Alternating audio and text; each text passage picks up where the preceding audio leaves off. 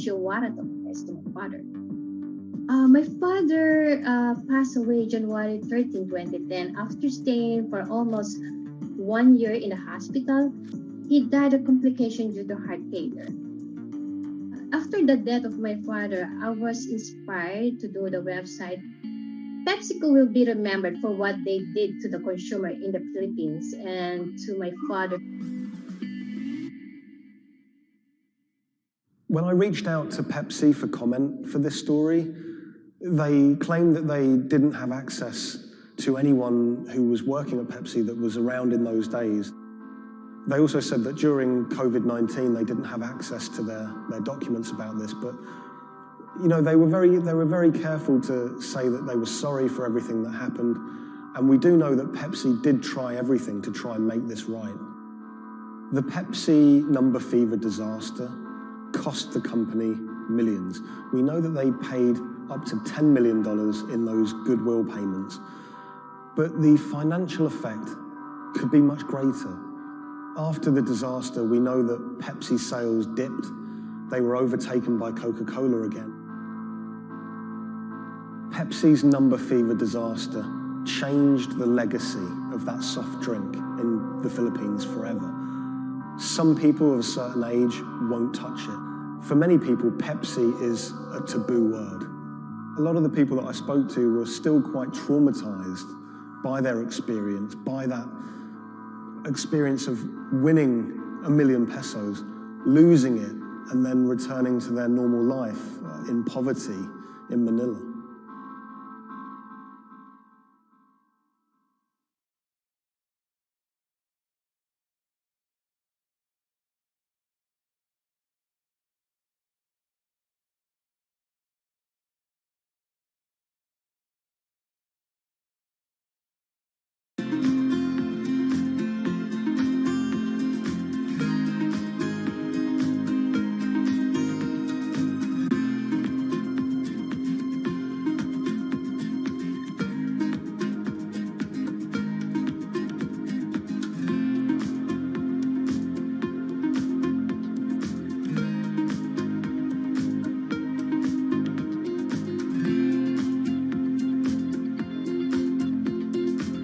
When the news of the bombing came out, it was a massive story in Germany. We are following some breaking news coming to us out of Dortmund in Germany. It was covered by all the media outlets. 3 roadside explosions triggered at the same time last night as a coach left its hotel in the south of Dortmund. Public figures commented on it. We should not let them affect our life, whoever it was. The media echo went far beyond Dortmund.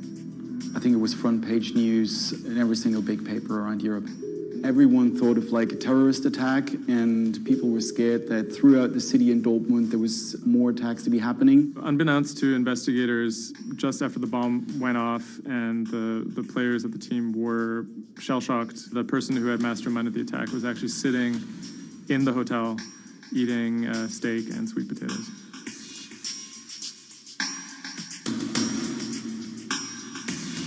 My name is Thomas Rogers. I'm the journalist who wrote the article, The Get-Rich-Quick Scheme That Nearly Killed a German Soccer Team.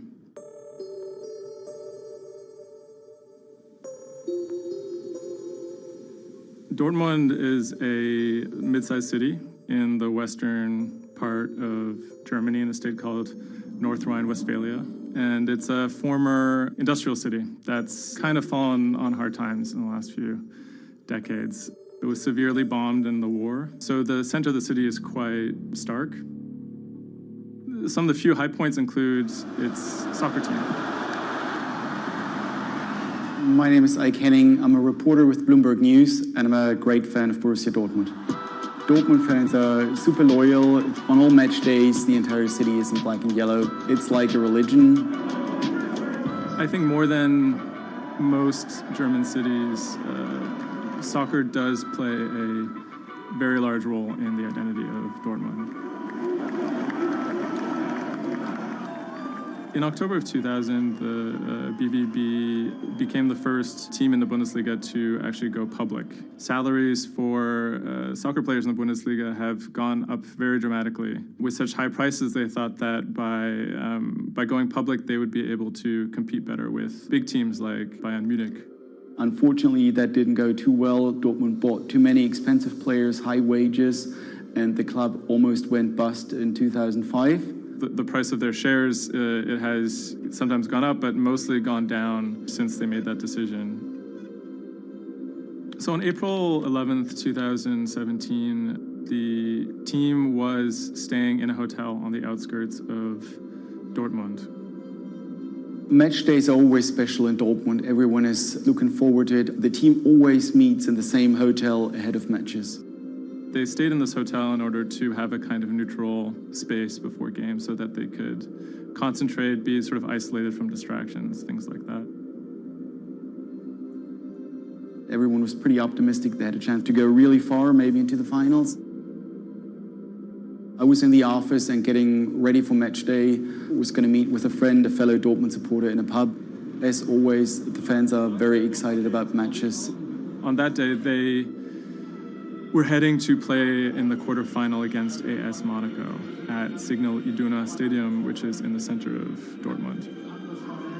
Shortly before 7 p.m., the players of the team boarded their official team bus. When the bus took off the parking lot of the hotel and turned on the street, there were three detonations, 3 bombs that exploded and hit the bus of Dortmund. 3 explosions occurred close to the Borussia Dortmund team bus. The B team bus had just left the hotel. The explosions destroyed 2 windows in the rear part of the bus. People screamed, people jumped to the ground. The fellow Dortmund fan I was supposed to watch the match with, he called me and said, turn on the TV, there was an attack of the Dortmund bus. And I thought he was like, that was impossible. Some of the players screamed at the driver to keep driving as fast as possible because they were worried that people might storm the bus. German investigators say the explosive devices used in the attack on the Borussia Dortmund bus contained metal pins, and that one had pierced a seat headrest. Unbeknownst to the team members, the actual mastermind behind the attack was, as they were disembarking the bus, was actually eating steak and sweet potatoes at the hotel they had just left. Authorities are attempting to verify a letter left at the scene claiming jihadists were behind the attack. Because there had been a series of attacks by Islamic terrorists in Germany and Europe, there was widespread suspicion in the media that this was another Islamic terror attack. 3 letters were found at the site of the bombing that took credit for the attack on behalf of Islamic State. There were, however, reasons to doubt this particular narrative. Would actually be a surprise if ISIS were actually part of this attack. Possibly could be a ploy by other groups like the far right wing to try and shift the blame. The letters had some strange qualities. They were written in a strange German that used big, sophisticated words, but had basic grammar mistakes, as if someone was native German speaker, but pretending to be a foreign person. Federal investigators have detained 1 man suspected of links to Islamist terrorism, one of 2 suspects whose apartments were raided this morning. Shortly after the bombing, a man in Austria named Rudolf, who was a big BVB fan, he noticed that something strange was going on the stock market related to the team's shares. He emailed the lawyers of BVB, who then forwarded that email on to investigators.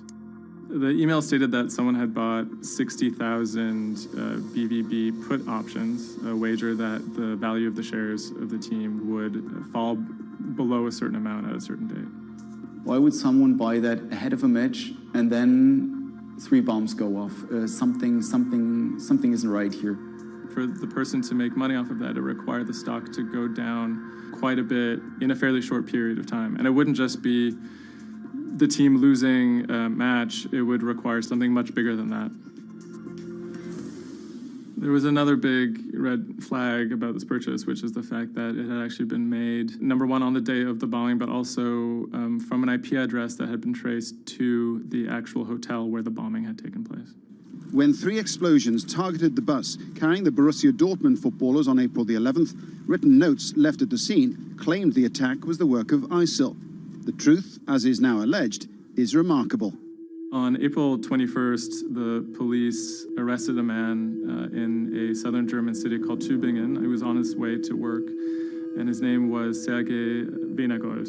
He seemed like an unlikely suspect because he had no known connections to the Islamic terror world. He didn't seem like a far-right extremist. He didn't seem like a left-wing extremist either. He seemed to be a completely unremarkable young man. A 28-year-old German-Russian man, named only as Sergei W., stayed in the same hotel as the players on the night before the bombing. He specifically requested an upper room overlooking the bushes where the explosive devices were hidden. The media dissected why he would do that, what was his past. He had been inspired by the 2015 terror attack in Paris. And he noticed that in the aftermath of the attack, the stocks of French companies went down. And he believed that if an attack took place that was directed at a specific company, that the decrease in stock price for that company would be even more dramatic. It never occurred to anyone that someone would do that out of greed. We now know that the suspect bought 3 different derivatives on the Borussia Dortmund shares. With all these derivatives, he bet on falling shares. The suspect bought the majority of these financial products on the 11th of April, the day of the attack. If the plot had been completely successful and the stock had reached a value of 0, Venergold would have made up to 570,000 euros, or the equivalent of about $608,000. Ultimately, the plan completely backfired. The attacker, Sergei Venergold, didn't make any money. In fact, he lost money. In court, he would be extremely quiet. He usually kept his hands clasped together.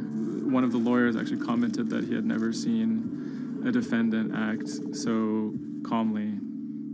Venergold had served some time in the German military. From that information and from online research, he was able to figure out how to assemble remote detonated bombs that would do what he hoped to do. There were a few days of extremely emotional testimony, including the soccer players who described doubting whether or not they could ever play another game again. It brought everything back up, and it didn't quite help them to kind of process what was going on. Throughout it all, he sat there completely silent. The big mystery that was swirling around the trial was the question of why he may have simply done it because he wanted to impress a woman. Rebecca is a young woman who has a very troubled home life. She ultimately sees her relationship with Venergold as an opportunity to leave that troubled home. Venergold is a Russian immigrant to Germany.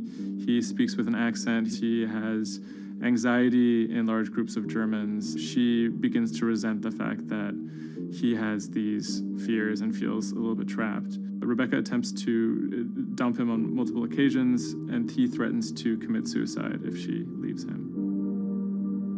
Venergold apparently told Rebecca that she would soon be seeing a surprise. After being dumped via text message, he apparently began planning for this attack in earnest.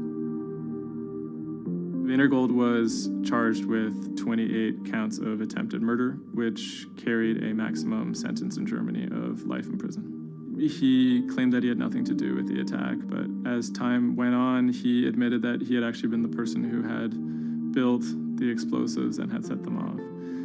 But he claimed that he didn't want to actually kill anybody. Ultimately, Venergold didn't receive the harshest possible sentence. He was given 14 years in prison, but it's still a considerable amount in jail in Germany.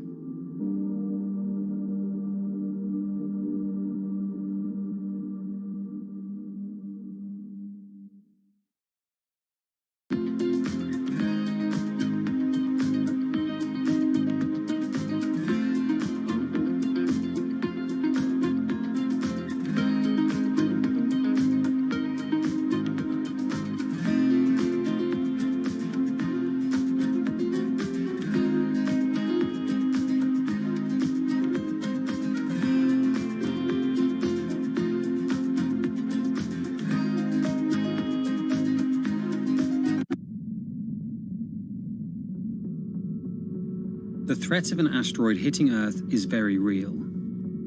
If it's big enough, it's also very final. These are very, very infrequent events. The probability is not zero, though. A blinding flash of light streaking across the sky. About 100 tons of space rock falls on Earth every day. Most of it is so small it burns up in our atmosphere or lands unnoticed away from major populations. No human in the past 1,000 years is known to have been killed by a meteorite, and according to NASA, no large object is likely to strike the Earth any time in the next several hundred years. However, one thing is certain: we haven't found them all. There are thousands out there, and we don't know where they are.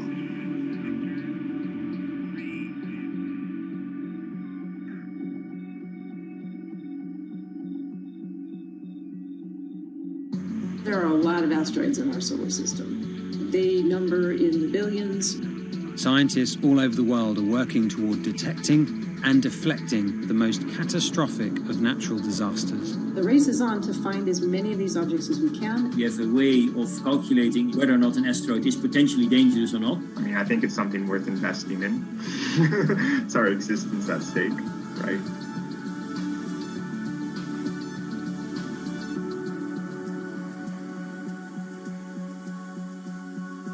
Amy, let's get this one out of the way. It's probably the question you get asked the most, but how scared should we be? Asteroids and comets are a natural hazard that's out there like a lot of other natural hazards. These are very, very infrequent events, these collision events, where an object actually impacts the Earth. The most important thing that we need to know about asteroids is when the next impact is going to happen and how bad it will be. What we know is that an object that's about, say, a kilometer across is capable of causing very, very wide devastation across the planet, really, truly global devastation. The object that wiped out the dinosaurs was somewhere in the neighborhood of 5 to 10 kilometers across, so even bigger than that. At a kilometer, it's still going to be very bad and it will have global effects. For objects that are capable of causing what I would call sort of regional damage, kind of a large major metropolitan area, a city and its surrounding environment, sort of around 100-ish meters. It depends on the details of the composition and so forth. By the 1980s, NASA was cataloguing near-Earth objects. In 1994, stargazers watched as comet Shoemaker-Levy 9 hit Jupiter. The resulting zone of chaos was estimated to be as large as the Earth, and the event became a turning point in the search for asteroids and comets in our solar system. In 1998, Congress tasked NASA with finding 90% of asteroids and comets 1 kilometer wide or larger. Soon after, Hollywood blockbusters Armageddon and Deep Impact brought attention and fear to the masses.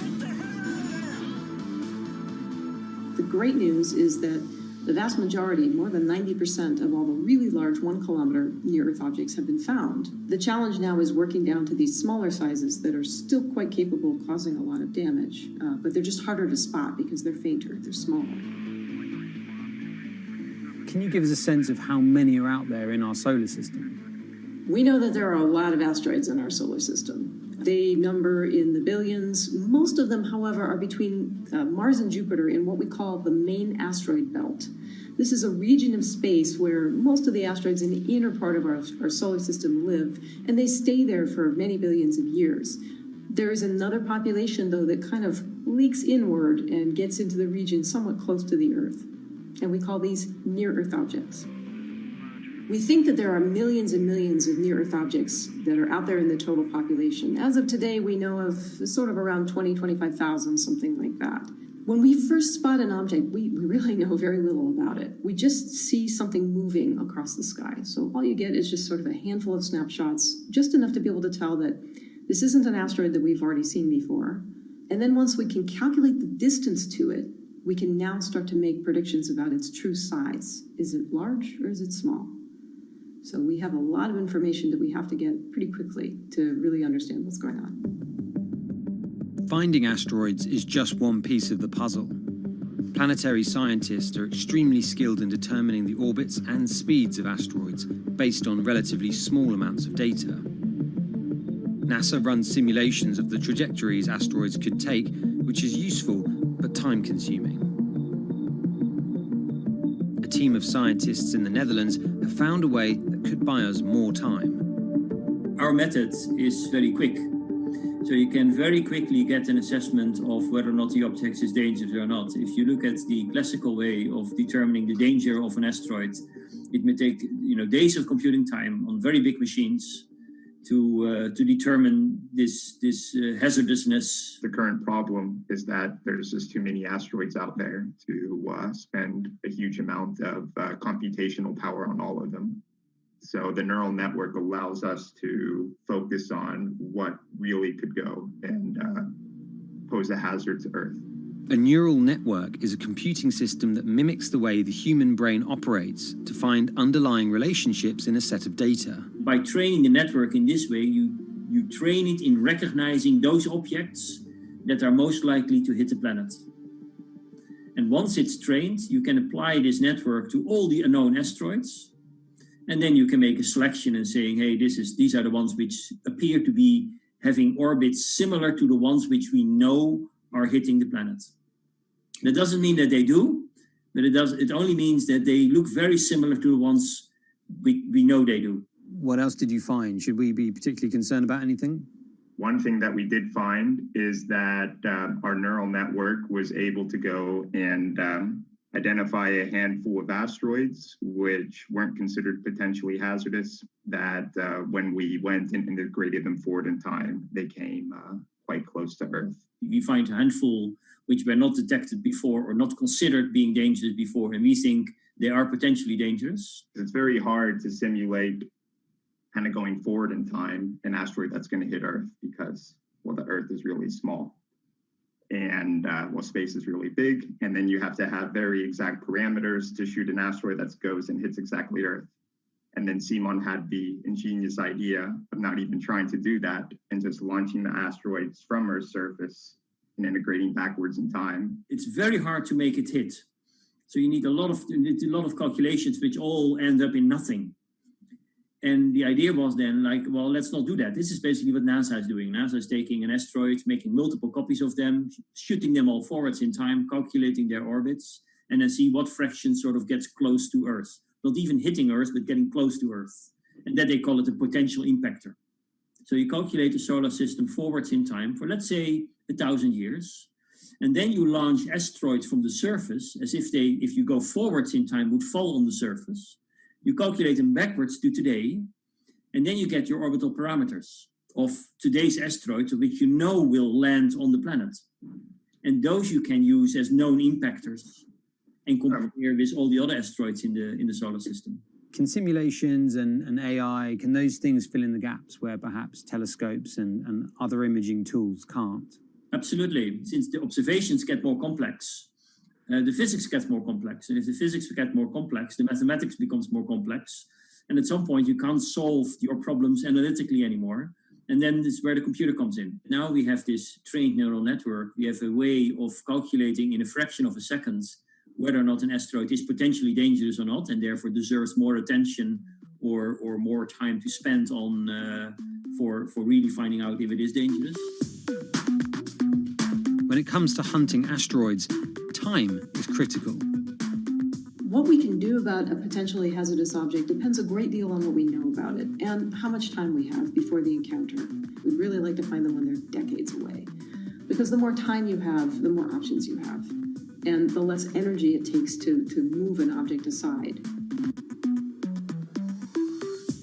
It also means we might not have to resort to launching a nuclear warhead at an asteroid. Until recently, pretty much our only choice. That's an option of last resort, in my opinion, yes.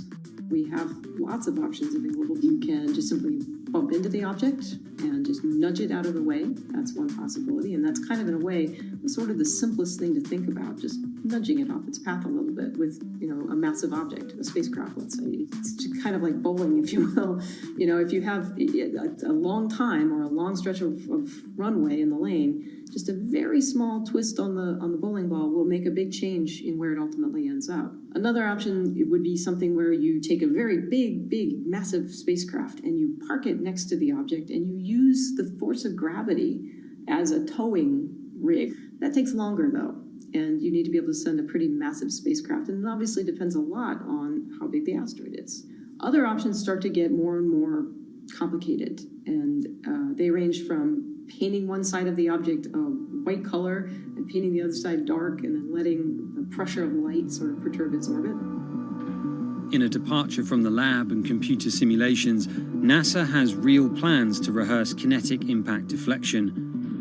In 2021, the agency will launch DART, the Double Asteroid Redirection Test mission, which will intercept a 160-meter asteroid in 2022. Better to practice now before we have to deal with an actual threat. In the meantime, discovering asteroids is our best bet. Thousands of scientists and amateur astronomers around the world make up an informal network that survey the heavens. But that may not be enough. NASA wants more resources to map our solar system and better technology. We need to ramp up our network of sensors, and also we need to just continue to strengthen our network of international observers so that we can get follow-up, because we find these objects when they're distributed all over the night sky. Once we get more observations, we get better data, we can make better predictions. If you look at the big impactors we have had in the last, let's say, 20 years, or maybe 30 years, 50 years, most of them we haven't seen coming. So the danger, the real danger, I think, comes from the objects we don't know about, and not from the objects we do know about. This particular natural disaster, like a lot of natural disasters and like climate change, is a problem of the global commons. So the thing that we risk collectively is that it sort of then becomes nobody's problem, and nobody takes ownership over it. The asteroids are all over the sky. They just truly cross boundaries and borders with a second's notice. I kind of imagine in the future, maybe lots of small satellites around the Earth that are always going and looking outward.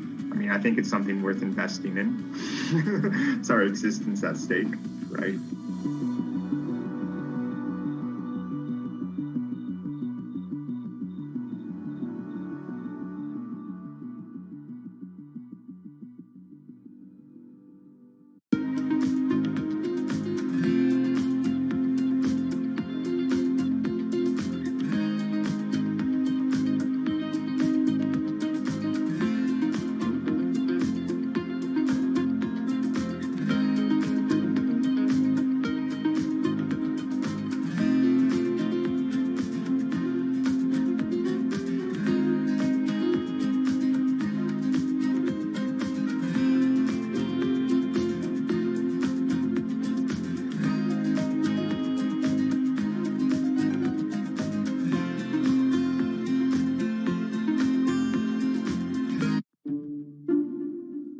The pandemic has affected everyone in different ways. Some pass the time by baking. Homemade sourdough bread. Do I need to say more? Some chose to binge watch Netflix. It's your game. Or maybe you started a garden oasis in your backyard. Next, I'm going to put my lettuces in. But for millions of others, I'm going to be posting stocks that will boom. They wanted to uproot the financial industry. Let's just lock it on up and take $15,000. Here's a stock that can change your life. I see a stock going up and I buy it, and I just watch it until it stops going up, and then I sell it. I have gained over $3 million. I want some free money.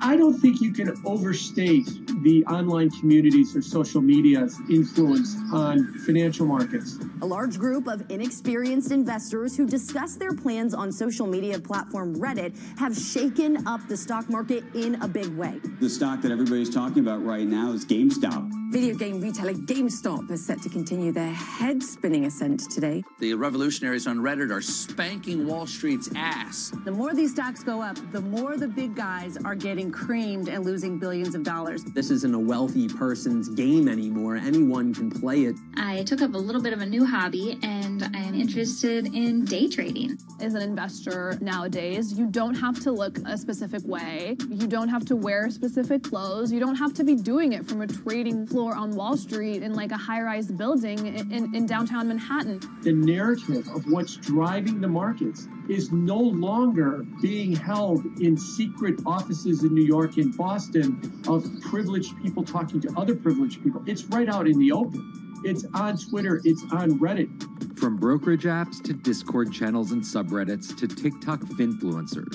one of the last holdouts in the world of disruption, finance is next in line.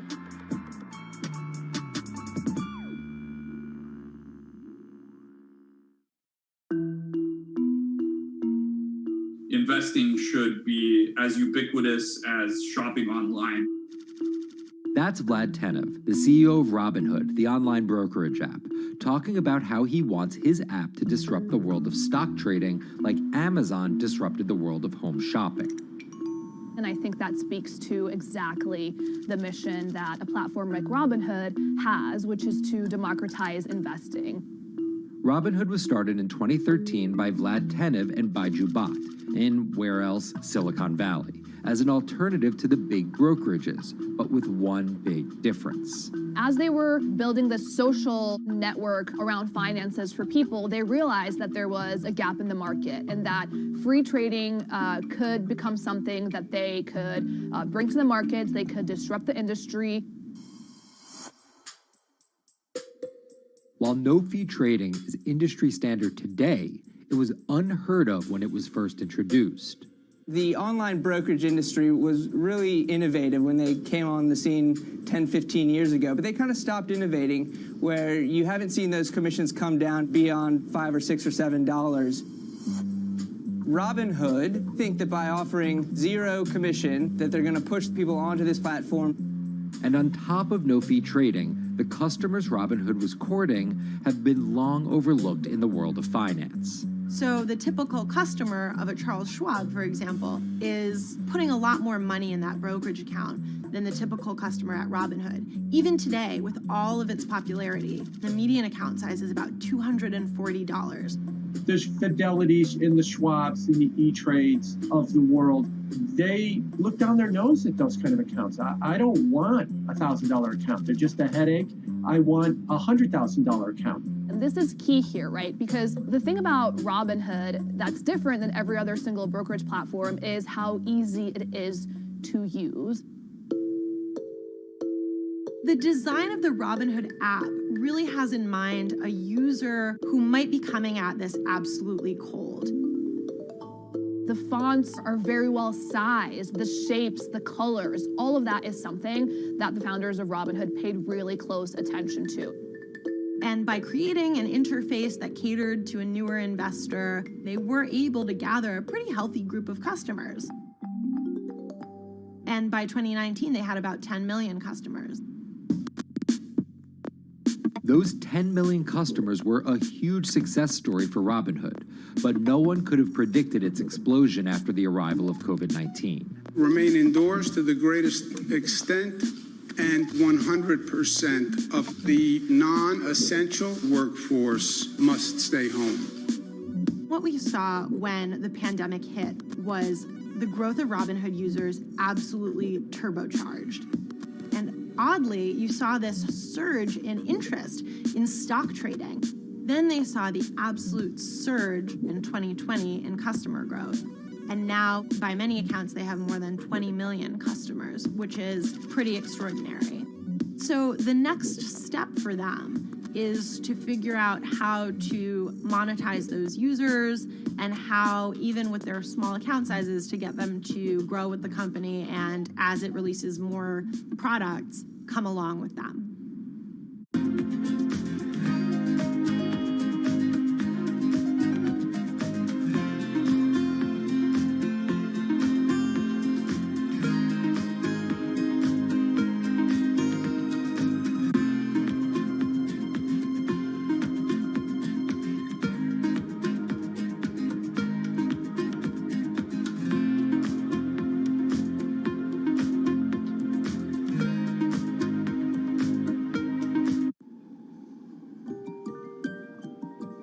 Robinhood would become one of the COVID economy's breakout successes.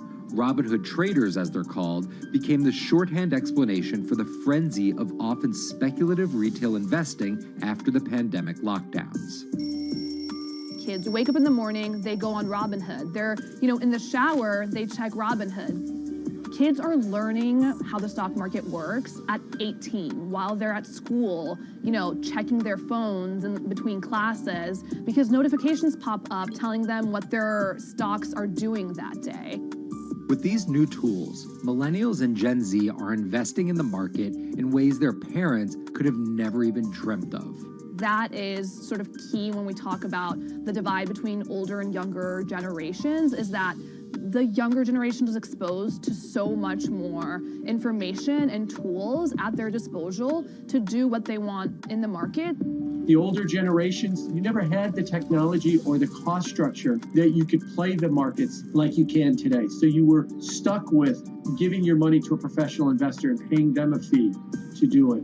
When I speak to young kids, they tell me, I'm making mistakes, I'm losing money. I'm not a perfect investor, but I'm 18, and by the time I'm 30, which will be, 10 years from now, I'm gonna have interacted with the markets for a decade. And so it's a learning experience more so than anything else.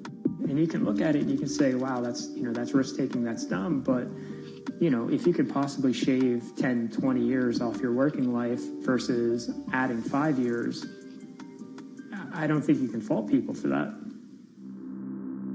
But Robinhood is only part of the puzzle.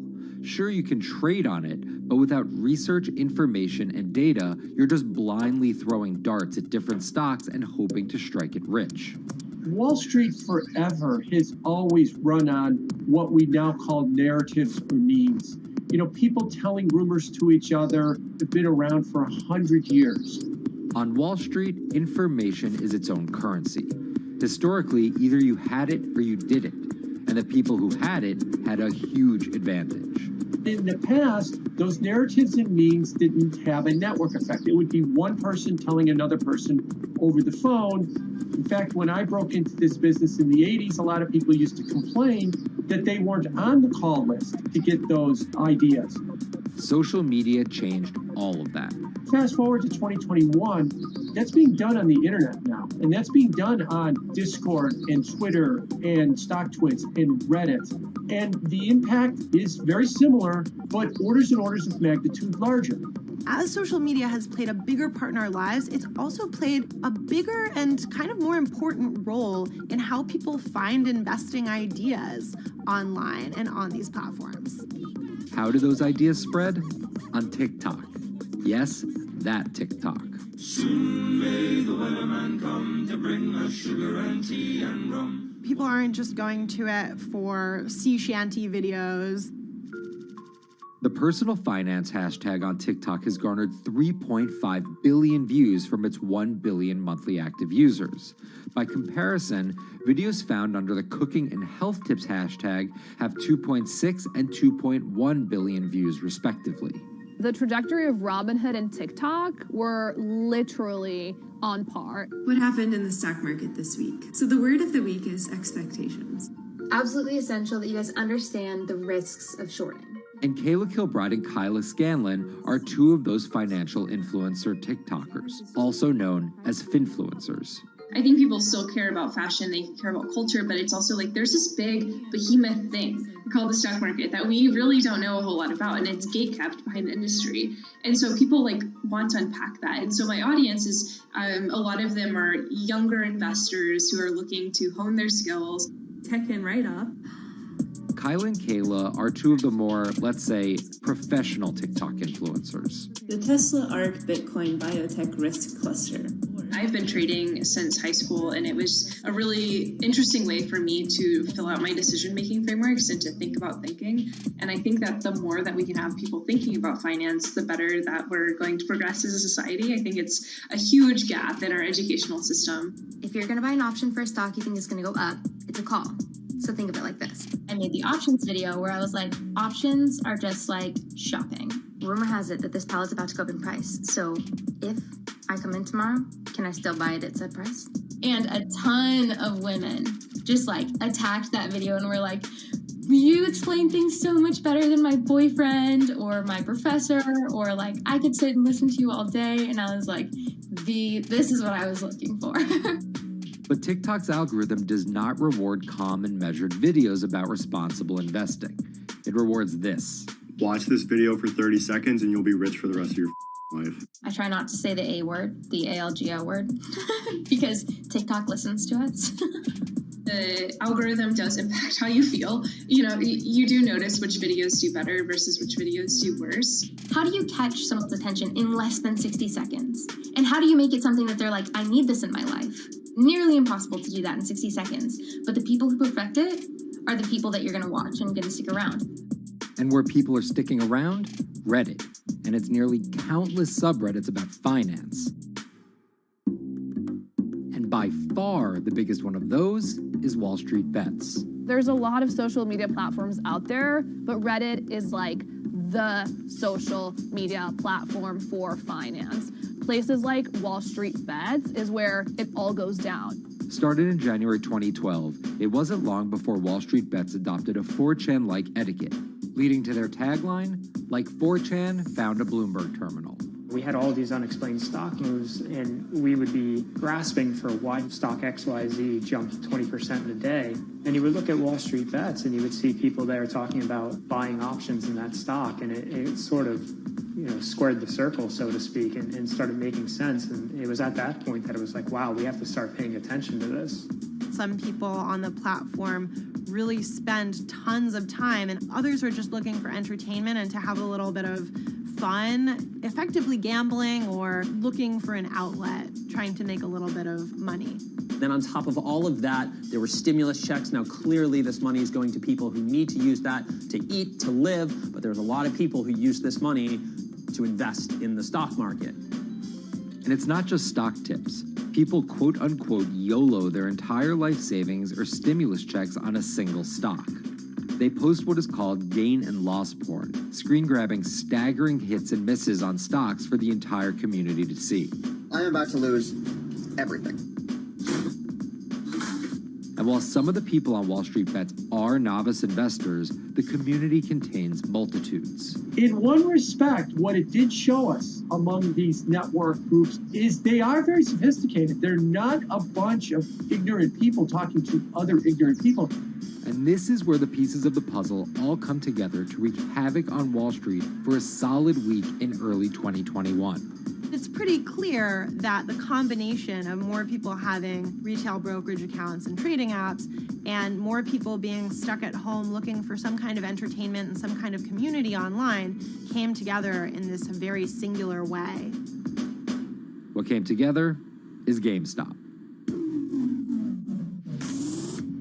Let's go back to the beginnings of what happened with GameStop a couple of years ago. On the boards like Reddit and StockTwist, a lot of people were talking about GameStop as being attractive value. Some of them are even, Wall Street alums who left the industry and now still have access to tools that they can use to improve their financial well-being and make very good decisions. And I think Roaring Kitty is a perfect example of that. GameStop is one of the most compelling asymmetric opportunities in the market today. Really, I don't understand how you could disagree with that. At the same time that this crowd was talking it up, the hedge fund institutional crowd didn't like this stock at all, and it had the largest short interest of any stock in the New York Stock Exchange going into late 2020. Short selling is a bet that a stock price will fall, and it's a fairly simple concept. An investor borrows a stock and then sells it. The investor is betting on buying the stock back later for a lower price before returning it to the original owner, pocketing the price difference. What a short seller would tell you is that they almost act as a policeman in financial markets, or they're at least looking for companies that aren't what they say they are. And that can range anywhere from an outright fraud that some short sellers try to expose to just a company that's not worth as much as investors think it is. The problem is, if the stock price rises, the short seller has to come up with the money to buy the stock back. And the more it rises, the more it costs. And that's what's called a short squeeze. And the hedge fund Melvin Capital was on the wrong end of that squeeze. Melvin Capital lost over 50% of its money in the month of January alone, just from being caught in the short squeeze of the stock. This is where the disruption comes in. One of the most wild stories you're ever going to see. GameStop shares absolutely going nuts. In less than a year, the company's stock has jumped from less than $3 a share to almost $350. Cheers, everybody! Roaring Kitty has turned $50,000 or so investment into some $14 million. Whoa! Investors all over social media use the free trading app Robinhood to wreak havoc on Wall Street. They're actually piling on into some of these stocks to really hurt the professional short sellers. And they all used Reddit, Twitter, TikTok, and Discord to tell one another to keep buying and, quote, hold the line and not sell GameStop. People are getting cheerleaded for jumping in, buying at the highs. They're saying, keep going. And it was working too, until Thursday morning, the trading app Robinhood sent out this tweet. In light of current market volatility, we are restricting transactions, including GameStop. People were really angry. Robinhood was supposed to allow the regular people to play the same game these big boys are playing. But instead, we were all taken for schmucks, and they screwed us. Shares of GameStop are jumping again now that retail investors are being allowed to buy shares of the stock. But what we learned is that when people organize online, they have the ability to disrupt the market. And it was a big sign. The ivory walls of the institution aren't as powerful as maybe the institutions thought them to be. I don't know if pumping up GameStop was the best use of billions of dollars, but I think that as a signal to society, it was pretty interesting and powerful. the GameStop saga was so impactful that both Vlad Tenev and Roaring Kitty were called in to testify before Congress to clarify each of their roles in the saga. One thing that's emerged from the congressional hearings is that they're interested in how retail brokerages make money and whether they're keeping the best interest of their customers in mind, but it's pretty fuzzy as far as what they would actually do as a result.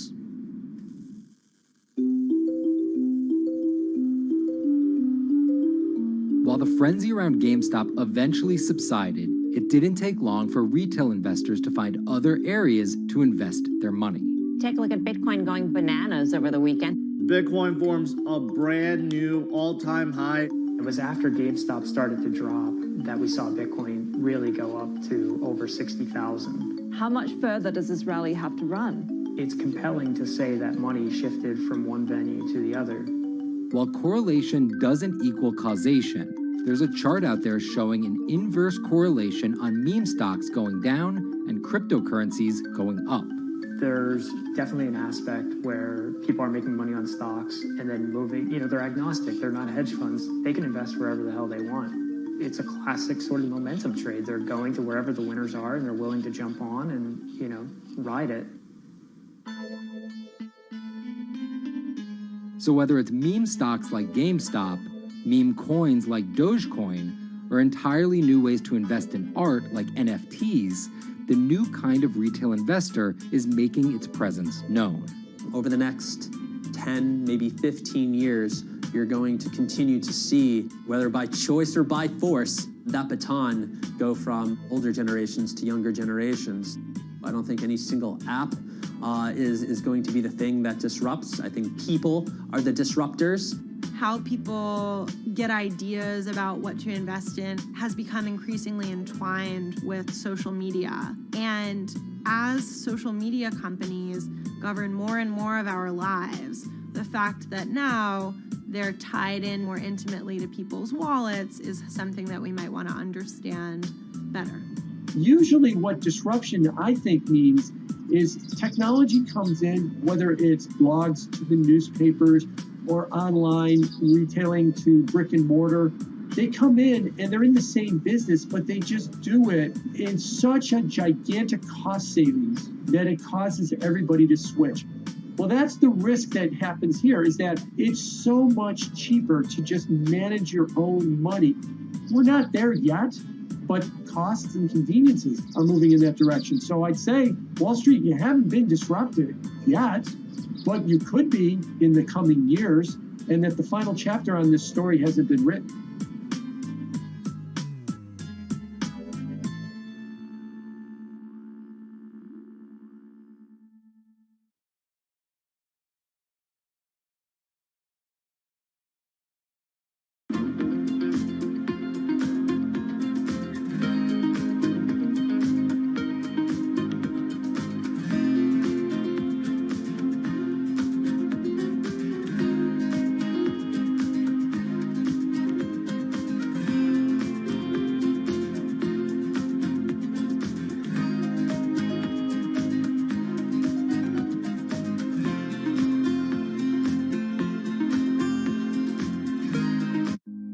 Bloomberg's own David Nicholson. Now, his happy place is out in the field, on the open road. But like the rest of the world lately, he's been working from home a lot more than he's used to. COVID-19 has prompted a massive urban exodus as professionals of every ilk yearn for more space to live and work. As a result, rural areas have exploded, and they're poised to experience a resurgence as more and more families pack up and leave the big city to try out life in the burbs. But there's one problem with that. Not all internet speeds are created equal. Anyone who might need to upload or download large files for a living may not want to pack up and move to that cabin in the woods just yet. Now, David's house isn't a cabin, but it is in the woods, and inexplicably, his internet is workable. My internet is okay. I pay a lot for it. It's around $140 a month. The download speed's great, and the upload speed is terrible, which is really bad for my work because I have to upload these massive files. But I'm definitely one of the more lucky ones in this community. Just a few miles down the road, my buddy has awful internet. It's usually under 2 down and under 0.2 up, so it's often unusable. Some days it's around 1, and other times it'll drop down to about 0.2, 0.3. I just want to be able to have internet at my house without having to go outside the normal ways of acquiring internet. It's really frustrating. We're literally miles, a few miles away from downtown, and it just cuts off. This is a problem, and the solutions are not there yet, because getting high-speed internet in rural areas en masse is something our providers may simply not be ready for.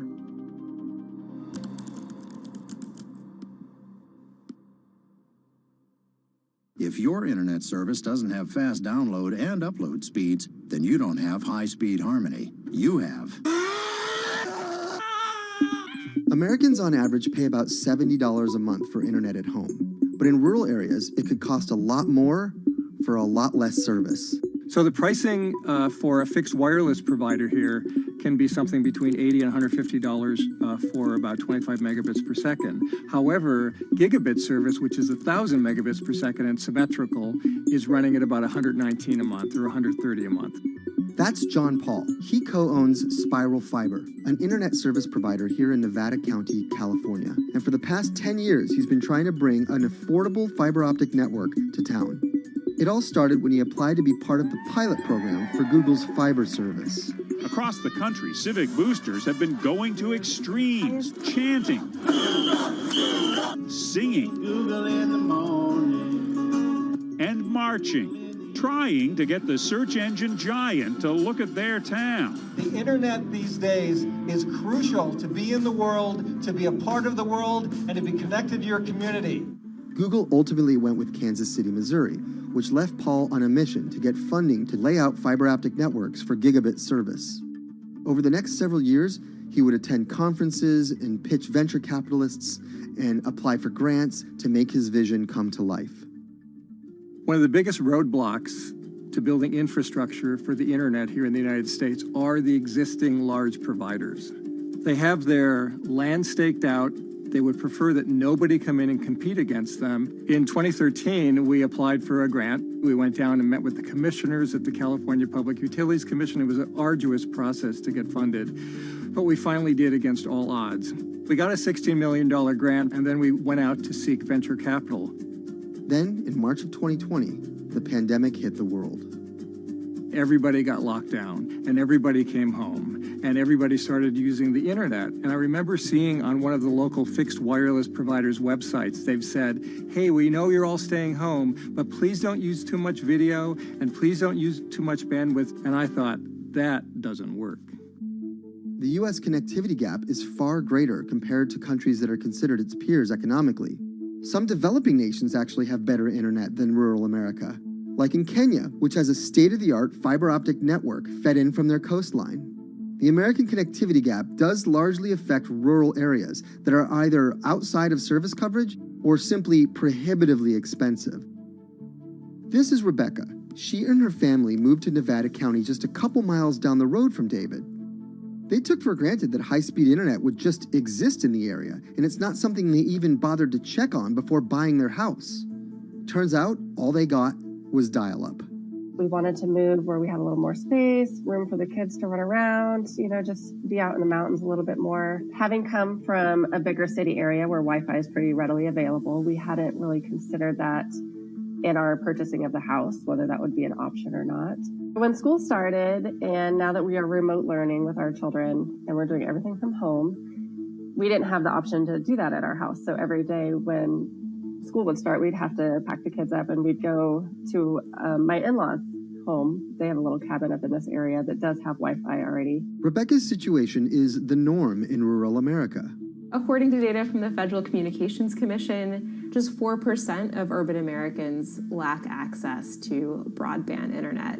That's compared to almost 40% of people who live in rural areas. But while that was the case, there were also racial and socioeconomic divides in terms of who had that access. In addition to that geographic difference, low-income African American students, Latino students, and first-generation college students were more likely than others to have only one device at home that's shared among multiple siblings and or lack access to that actual connection. For most American towns, there's also a lack of competition, forcing internet prices up. And large providers like AT&T and Comcast aren't incentivized to expand service to these rural communities. This is how Xfinity makes life simple, easy, awesome. So in our area, we have a small imprint of Comcast, but they're not going to go out to the more rural areas. It's just not cost effective for them to do it as a large company. In order to lay fiber cable, you're actually physically digging trenches into the ground. And for internet service providers, they're primarily focused on maximizing their profits. And so the fewer customers you have, in any square mile and the more fiber you have to lay, that's just kind of harder to pencil out from a purely economic standpoint. AT&T released a statement on the matter, expressing the need and desire for government assistance to fund fiber optic expansion to areas deemed unprofitable.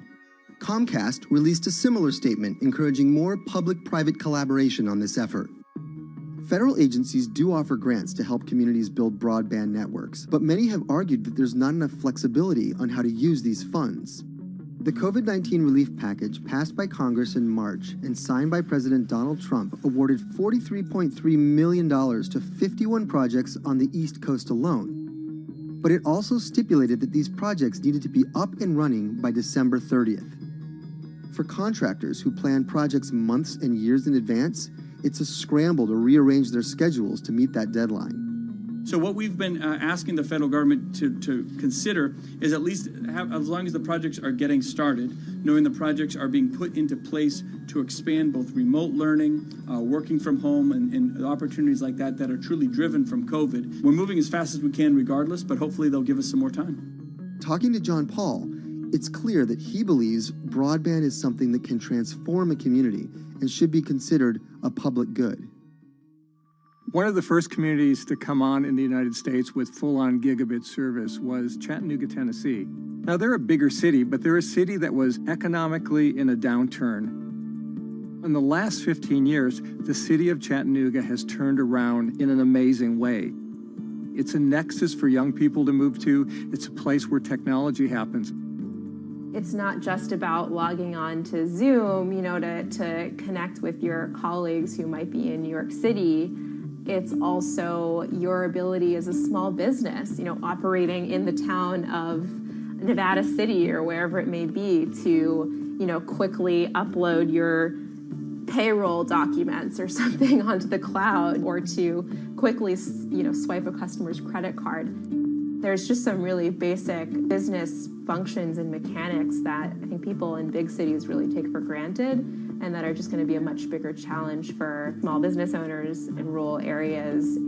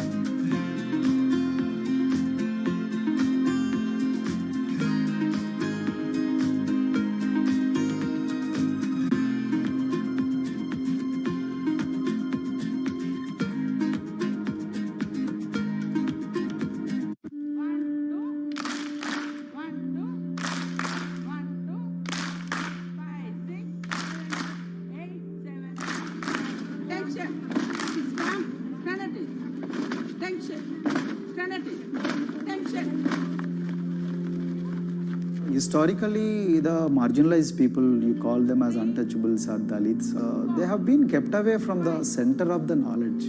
Once you are born into a caste, it is very difficult for you to grow beyond that. You are stuck in that identity.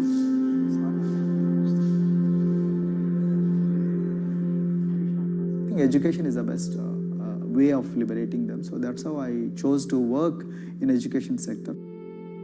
The kind of education that we are giving to the marginalized people is going to change not just the fate of these communities in Telangana, but it is going to be the source of inspiration, source of hope for all the marginalized in this country.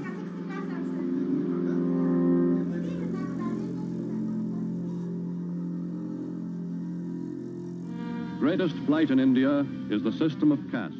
For generations of Indians, the social code known as the caste system has defined how people earn a living and whom they marry. Although outlawed 7 decades ago, castes remain a significant factor in deciding everything, from family ties and cultural traditions to educational and economic opportunities. Dalits, people who are on the lowest rung of the caste system, constitute almost 1/5 of India's population of 1.3 billion. Not able to afford the high tuition of private schools, many are forced to attend government-funded institutions, which in the past have suffered from poor infrastructure, lower education standards, and high student-to-teacher ratios. But Dr. Praveen Kumar is trying to change that.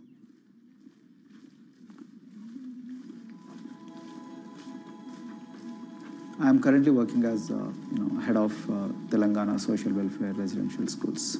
So totally above 400 schools I manage. These are all residential schools for the students who are historically marginalized but talented and then poor. My friend also Of them, 60% are girls and then 40% are boys, because girls are more marginalized among the marginalized. Their voices are always suppressed.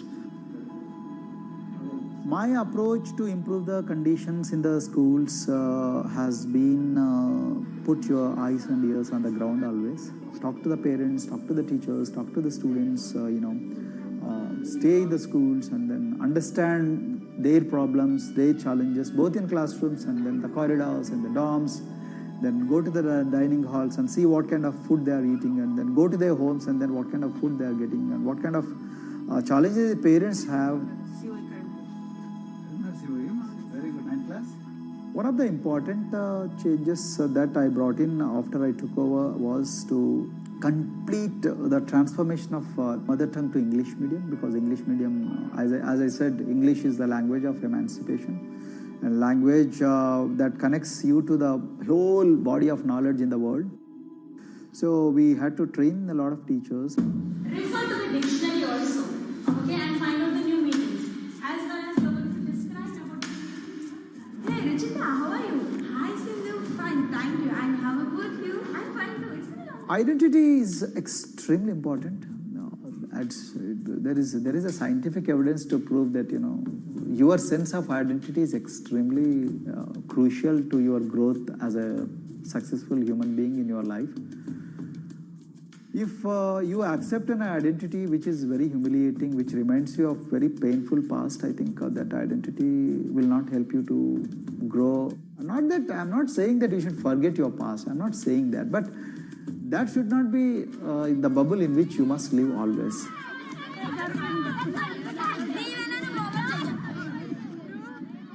Sweros is an alternative identity. S stands for state, W stands for welfare, Aero, SW and then Aero is Swero. So the idea is your dreams have to be skybound. So that is what we are trying to achieve by changing the identities. Like, you say, I'm a Swero and I aim to be a doctor. I am a Swero, I aim to be a top-notch engineer. I am a Swero, I aim to be a top bureaucrat of this country. I'm a Swero, I want to be a very good actor or, a musician in this world. So these are the positive images that are associated with the identity.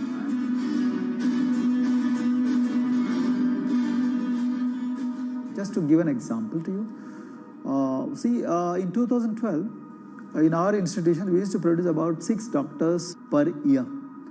But because of our, this self-liberating ideology of spheroism, we have, this year, we have produced about 189 doctors. This is phenomenal for any poorest of the poor people. You know how difficult it is to get into a medical colleges in this country. So, but today, because of this ideology, the students have been able to achieve this, feat. Pujita has been a farm laborer, and her parents themselves are agricultural laborers. And then this girl used to sell vegetables, but thanks to the residential education institutions, she came to the Gaulido campus, and then she toiled very hard for 1 year, despite many problems. And today, I'm so happy to share with you that she has joined one of the prestigious medical colleges in the state of Telangana, Usmania Medical College, and then in future, she hopes to be a gynecologist. So this is the journey our children are hoping for. Similarly, the Mount Everest expedition. At Mount Everest expedition, we are very fortunate enough to place the youngest ever female in the history of this world on the peak of Mount Everest. How did this happen? It's all because of an ideology that helps you to liberate yourself.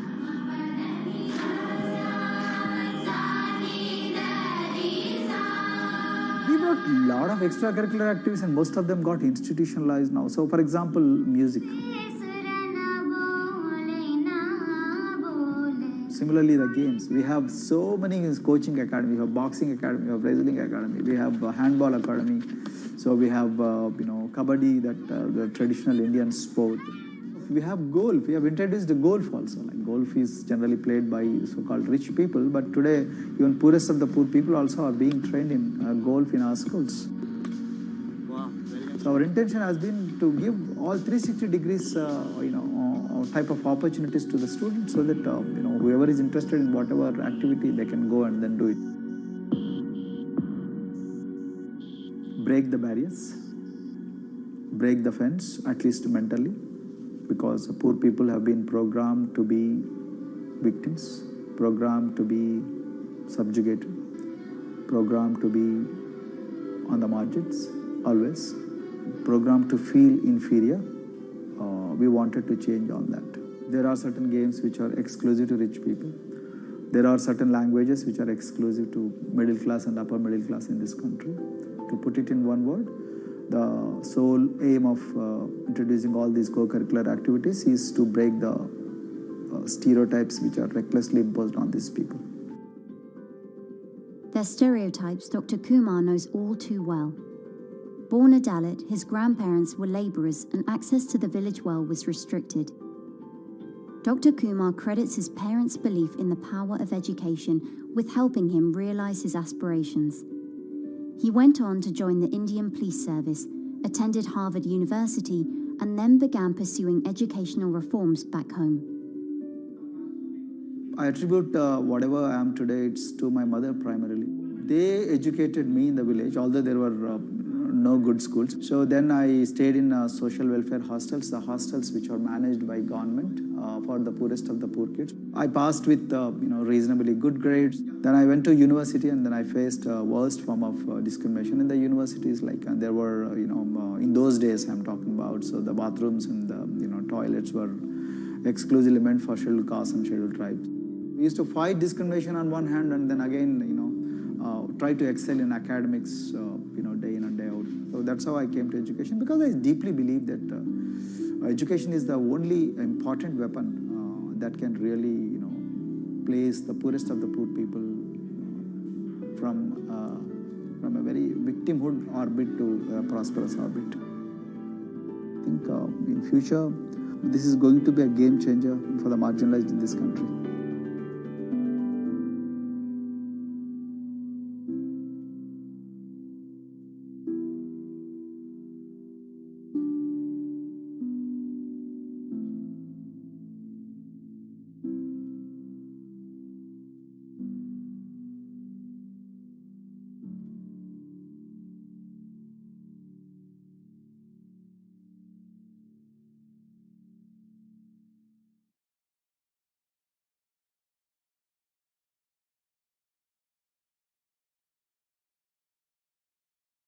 If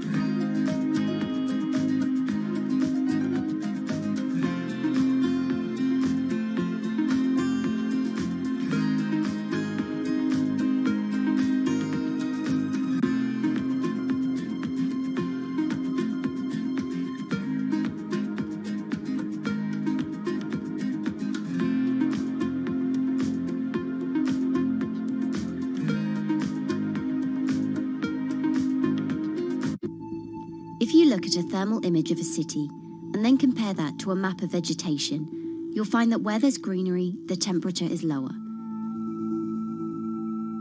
That's because things like asphalt, concrete, and shingled roofs absorb more heat from the sun than trees. This is the urban heat island effect, and it accounts for higher temperatures in cities, often by several degrees compared with their surroundings.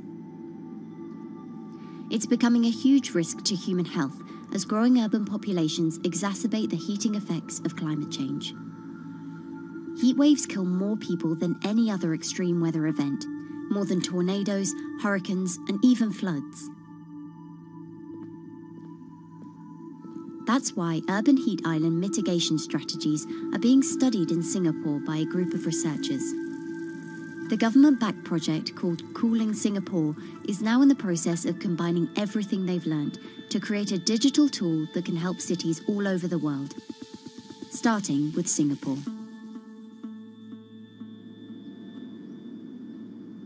In Singapore, close to the equator, temperatures regularly rise above 32 degrees Celsius or 90 degrees Fahrenheit. And the city structures only make it worse.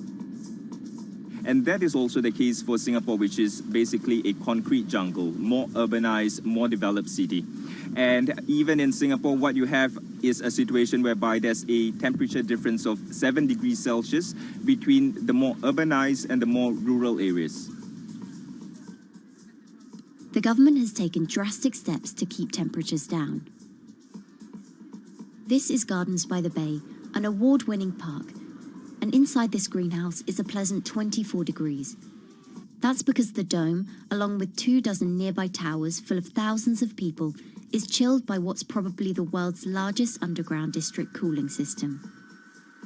It uses a large central plant that cools water and then pipes it into banks, residential towers, an exhibition centre, shopping malls, and the city's iconic Marina Bay Sands hotel and casino complex. So one of the biggest perks of using this system for the buildings is that they can save 40% in terms of electricity usage compared to your traditional air conditioners. And with Singapore relying on natural gas for most of its power, this new system means emission savings equivalent to removing 10,000 cars from the city's roads. That has big implications for the rest of the world. If things stay as they are, more than a third of the world's electricity could end up being used to cool buildings and vehicles by 2050. As the world gets hotter, gets warmer, there is a greater need for air conditioning and as well as refrigerators, for instance. And the more people are buying these household appliances, the more energy usage they use, and they release heat more, and that then exacerbates climate change. It's a vicious circle. And so since 2017, researchers at Cooling Singapore have been identifying design solutions that reduce our need for so much cool air in the first place. One thing many cities have in common, and that's the importance of vegetation. That's a very important measure to mitigate the urban heat because of the shading effect, of course, and the psychological effects of the vegetation, and also because of the possible evaporative cooling effect of the vegetation. Vegetation can be, of course, on the ground floor in form of trees and shrubs, and you can walk under them. This is the so-called canopy layer that the vegetation forms above us. But vegetation can also go up the facades of buildings, and it can go to the roof of the buildings. Luckily, Singapore has been striving for the garden city feel for quite some time. It was a vision initially introduced by then Prime Minister Lee Kuan Yew in 1967 to make life more pleasant for people. And today, Singapore is one of the world's greenest cities in terms of urban vegetation. Kampung Admiralty, a community centre that contains health facilities and social spaces, now provides more green space than the plot of land it was originally built on. It's topped by a roofscape of staggered terraces covered in local plants, which functions as a community park. And a village green in the centre that contains farm plots for residents to tend to. Park Royal on Pickering was designed as a hotel in a garden that doubled the green growing potential of its site. There's now 15,000 metres of sky gardens, reflecting pools, waterfalls, planted terraces and green walls. And the government has big plans as well. Singapore actually has a plan to plant 1 million trees and add more green spaces over the next 10 years. It is actually a mix of wanting to reduce the urban heat island effect, but on the other hand is also to get the people to be more connected to nature. But it's not enough. The city-state has still been warming twice as quickly as the world average over the past 6 decades. That's why Cooling Singapore has developed a catalogue of other potential heat mitigation measures. When you try to mitigate the urban heat island effect in a city or in any building, in a village as well, the first place to start is by shading of the windows. You have to keep areas clear so that the wind can move through it.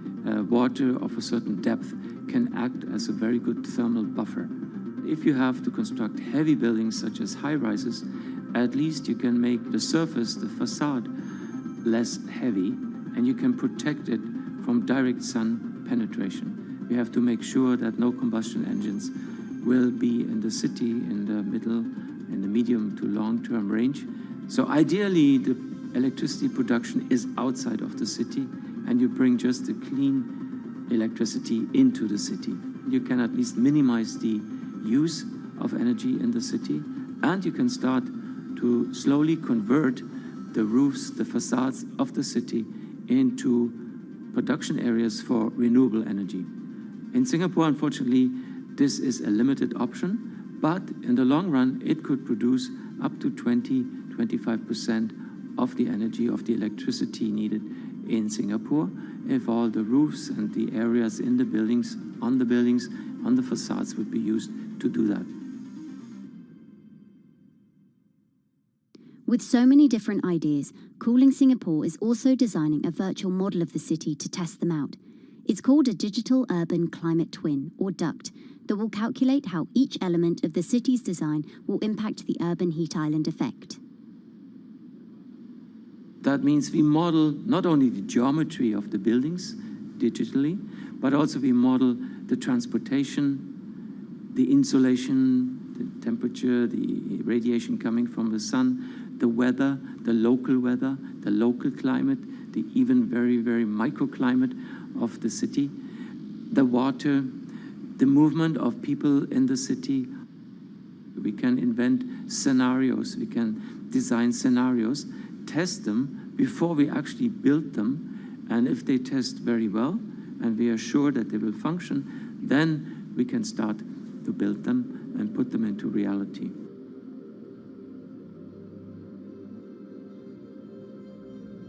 Singapore will be using this new tool to figure out which actions it should take next. And the model can be applied to any city, whether it needs to keep heat out or keep heat in, which will ultimately save energy, slow climate change, and improve our quality of life. So this is something that Singapore will be able to export, maybe even together with its city development systems that it already has. Singapore is one of the very few cities in the world that really combine this scientific approach with a very well-established urban redesign and urban design approach. Through its agencies and the combination of its agencies, it has achieved a lot in the past. If it keeps following the scientific path and the combination with the other knowledge in the city already, we think that it will be a very comfortable and very livable city in the future, even more than today.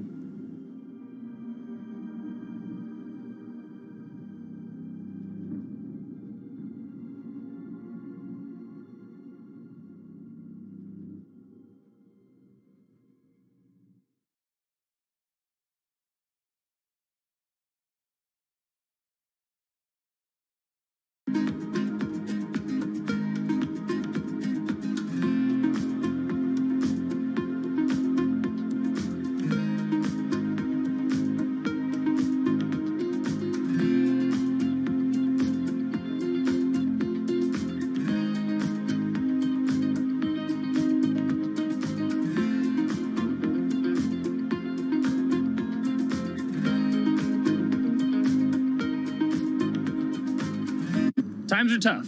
Jobs are scarce. It's risky to be outside and around others. Seems like there's very few ways to make extra money during a pandemic. So I guess I'll just hunker down and binge social media until this all blows over.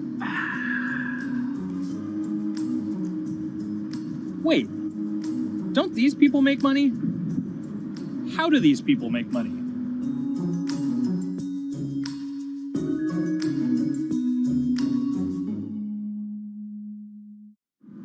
Streamers, YouTubers, Twitch stars.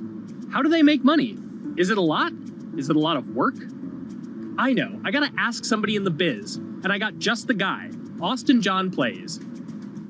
This is your full-time job now, right? As of November of last year, yes. This was always just kind of like a side thing. Like, any money that I made from doing my videos and whatever else, I never touched that because I didn't really think of that as being like real money. And then it started coming in more and more. And then it was like I hit my first day that I broke $1,000 and I was like, this is actually going to be money.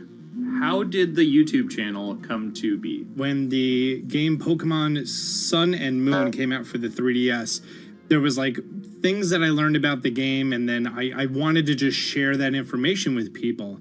And at the time, I didn't have any way to capture a screen or anything, so I found like generic footage and I kind of put it all together with so much editing. And that video got 6 views. And then 2 days later, I made another one, and that one got 12 views. And then I just started pumping out more and more content, and people were like, this guy knows what he's talking about. It really just started building on top of itself, and then it was like, my channel really focuses on tips and tricks. So I play a straight 18 hours, and I'll finish the game or get to about the 40-hour mark, and then I'll make my first video. While I'm going through, I have a giant notepad and just scribbles everywhere, and I make these notes of like the things that stumped me, so I know the things that may stump other people. What do you need to think about if you're building your YouTube channel? 1, you need to do something that you're passionate about. Not that you like, not that you think you're gonna make money on, something you're passionate about. The other thing is something that other people are passionate about. It holds a special place to them. And third is, it needs to be something that people are gonna seek out information on. In order to enter into the marketplace, you either need to be better than everyone else, you either need to be faster than everyone else, or you need to be more accessible than everyone else. And you can't be more accessible because it's already on the platform. Granted, if you understand how the algorithm works, which is very similar to Google Analytics, then yeah, you can have a little bit of a head start. But if you're not doing it faster, and if you're not doing it better than everyone else, then why should anyone watch your channel? So my income as a YouTuber kind of breaks down to 3 different ways. 1, which is the bulk of it, which is ad revenue. Whenever you go and you watch a video and then there's an ad and then you wait 5 seconds and you hit the bottom right corner and then you go on to the next video, or a non-skippable ad, or the video starts immediately, you get the little banner ad at the bottom, or if you scroll down from the video, the first thing that shows there is an ad. Those are the 4 different types of ads that can appear on every single YouTube video. And all of them pay a certain amount. It varies on lots of things, like the country of the person who posts it, the country of the person who watches it, the time of year, where you are in the quarter, if there's anything going on with a reduction in ad revenue. Like, great example, COVID-19, companies weren't spending as much on advertising. So because of that, CPM went down.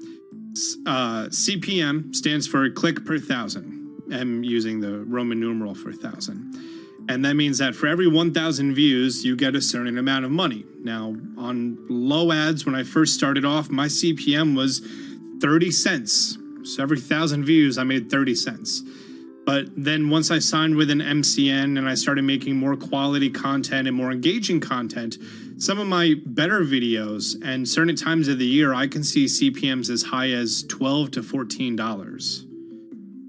And there's a big fluctuation between, if I post a video when there's no ads being spent, like January and February, that's the reason a lot of your favorite YouTubers and also TV shows don't post new videos in that time of year because ad rates are down. Why are they going to make content then? Instead, you're recording and you're bulking up for when ad revenue is higher.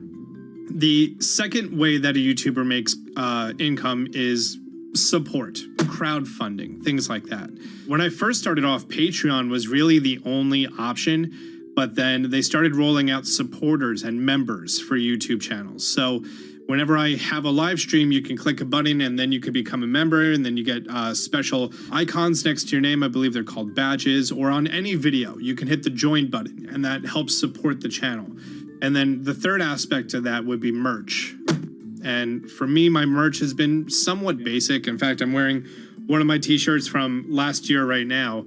You have to endure the times that your first video gets 6 views, that you post it on Reddit and they say, shut up, and then an auto mod bans you.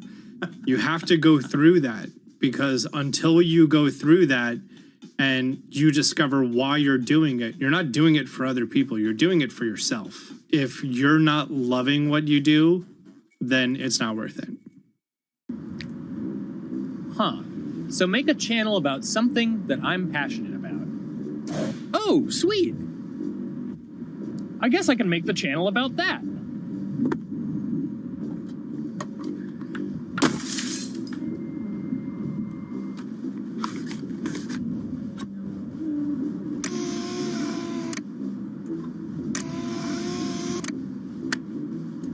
Now, how do I grow an audience? How do I get popular? It's all about diversification, right? You have to have a massive Twitter following. You have to have a massive Instagram following. You have to have a massive YouTube following. Of course, you have to be on Twitch, which is the key platform. But basically, any way you can get in front of your audience, you can engage with your audience, is going to drive those clicks, which ultimately drives the advertiser revenue that you get back from all of these platforms. It's me and Dan playing video games and talking in a funny manner over them. They're not just people who are good at games, they're actually people who are good at online engagement, online entertainment, first and foremost. You have the right to remain stylish. Anything you wear can and will be used against you in the court of fashion. The streamer is either very, very talented at the game. The best player in the game is generally going to draw a crowd because people like watching people who are very good. On the other hand, they're either very, very good or funny, charismatic, whatever it is on that side. Oh, no.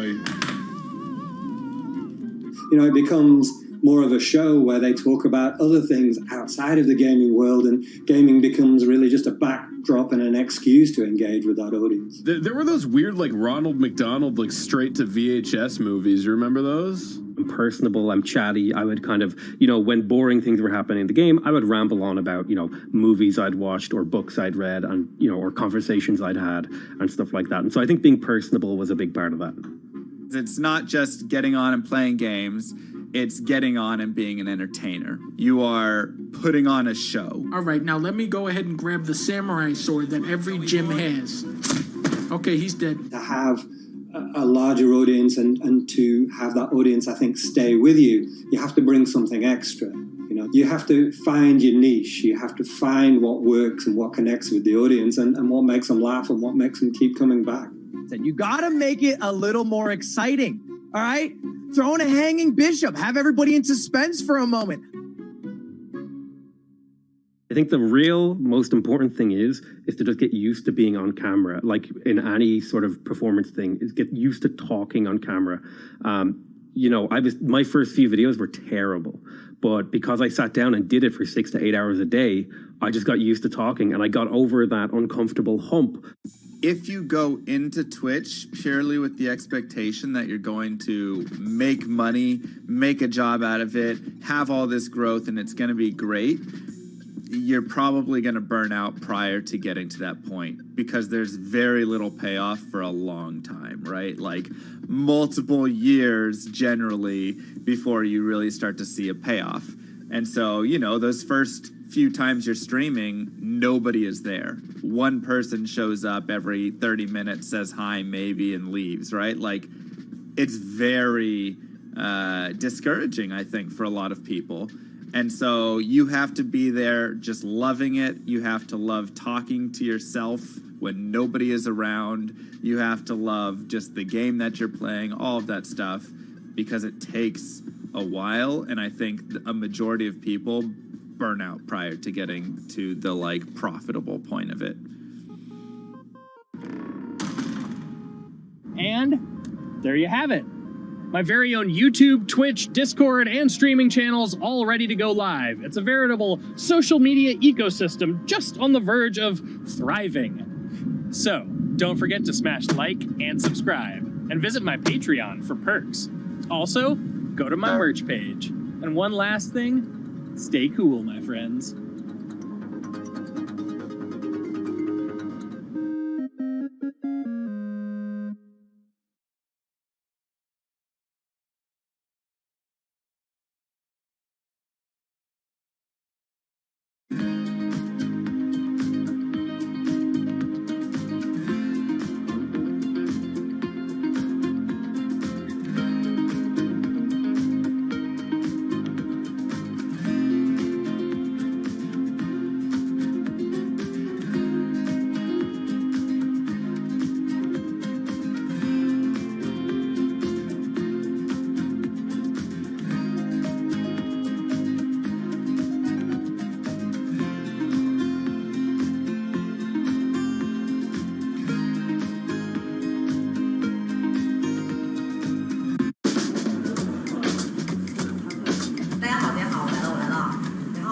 This is live stream shopping, one of the hottest trends in China. Every night, tens of millions of people watch live shows hosted by influencers like Via and buy the products they recommend. On e-commerce and social apps like Taobao and Douyin, the sister app of TikTok. 我觉得已经改变了大家的购物的方式。其实各种各样的产品，哪怕你不买，你也可以来看。当然，你看了，你就有可能会买。It's not about, only shopping. It's about the experience. It's about having fun. You got to see 3D. You got to see in some kind of action. It's almost like a theater act. The internet craze has taken over China. By the end of 2020, the country had almost 400 million live stream shopping users. China's live stream e-commerce market has also grown dramatically, with an estimated value of $161 billion in 2020. It's becoming popular outside China as well. So, is live streaming the future of shopping?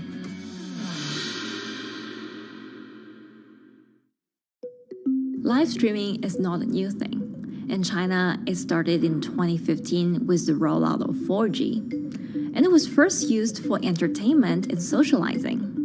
Many live streamers performed for their followers or chatted to them, making money by receiving virtual currency and gifts. In the West, live streaming is mainly the domain of avid gamers. In China, it's broken into e-commerce. China actually has a very big e-commerce empire, so it uses these super apps, what we call that you have payment, you have search of information, you have recommendation system, and you have huge amount of goods available on the platform, and as well as a lot of consumers. So with this advantage, they merge these features of live streaming to make the influencers actually sell goods. Here is a perfect choice: nice neutrals, beautiful print, nothing overwhelming, and the warmth and comfort of flannel. This is item number Traditional TV shopping involves a one-way direction, whereby a host introduces a product, demonstrates certain things, and say, call this number or something. But live stream shopping is live. That in itself is a very, very big difference. It causes different psychology. And live stream shopping is a very entertaining way of actually engaging someone else. When you shop, actually, this live streaming video will continue. It will minimize into a corner, and you can like buy the items and pay all on the same app. And after that, the live streaming screen will just enlarge by itself, and the promoter will come back to screen. So it's like very convenient. Taobao, one of China's biggest e-commerce platforms owned by tech giant Alibaba, added a live streaming function in early 2016. In the following years, other e-commerce and social platforms like JD and Douyin also integrated this feature. 开头的时候还是有很多的挑战的，对画面的这个流畅，然后是否能够很真实的去还原商品，它其实在这个上面是有很高的这个门槛跟技术的这个卡口在的。不管是我们的这个用户的接受度，还是商家的这个上手的这个难度都很高，但是这几年下来，基本上难点在不断被突破的。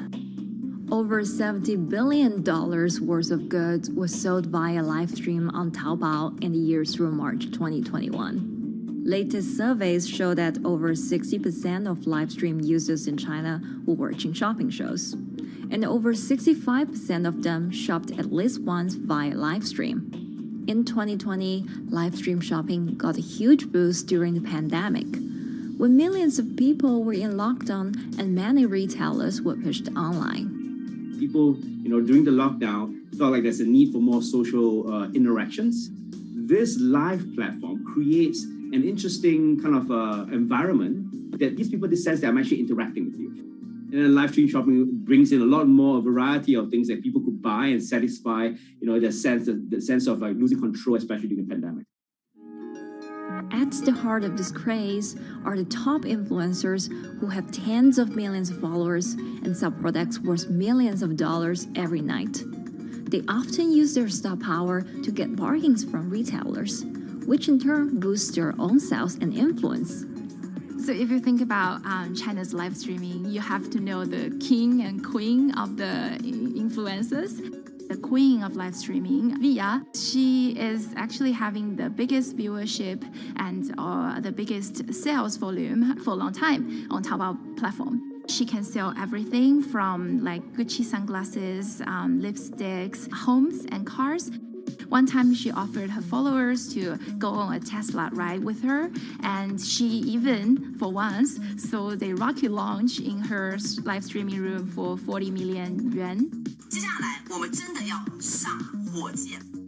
The king will be Li Jiaqi, more widely known as Lipstick's brother. He used to be a cosmetic sales before he turned into live streaming e-commerce. And he knows a lot about the cosmetics. So he's the one that will actually put the lipsticks on himself when he's on the show. Top live streamers like Via and Li Jiaqi have become celebrities in China and can earn millions of dollars a year. Although not everyone can be as popular, mid-ranking live streamers like Tiffany still earn a good income through sales commissions. 如果说单从收入方面来讲的话，那主播的收入是比普通的工作要高很多。但是呢，主播这个工作时刻对身体，包括对精神都有很大的一个考验的。就是每天需要集中精力，然后长达5-6个小时，这种状态是很累的。而且这5-6个小时的话，你是脑子是不停的，然后嘴巴是不停的，然后手也是不停的，眼睛也是不停的。像我们做主播，不是说单一的只做直播一件事情，然后还会有选品的一些工作，然后还会有一些其他的事情排在里面，其实是没有个人生活的。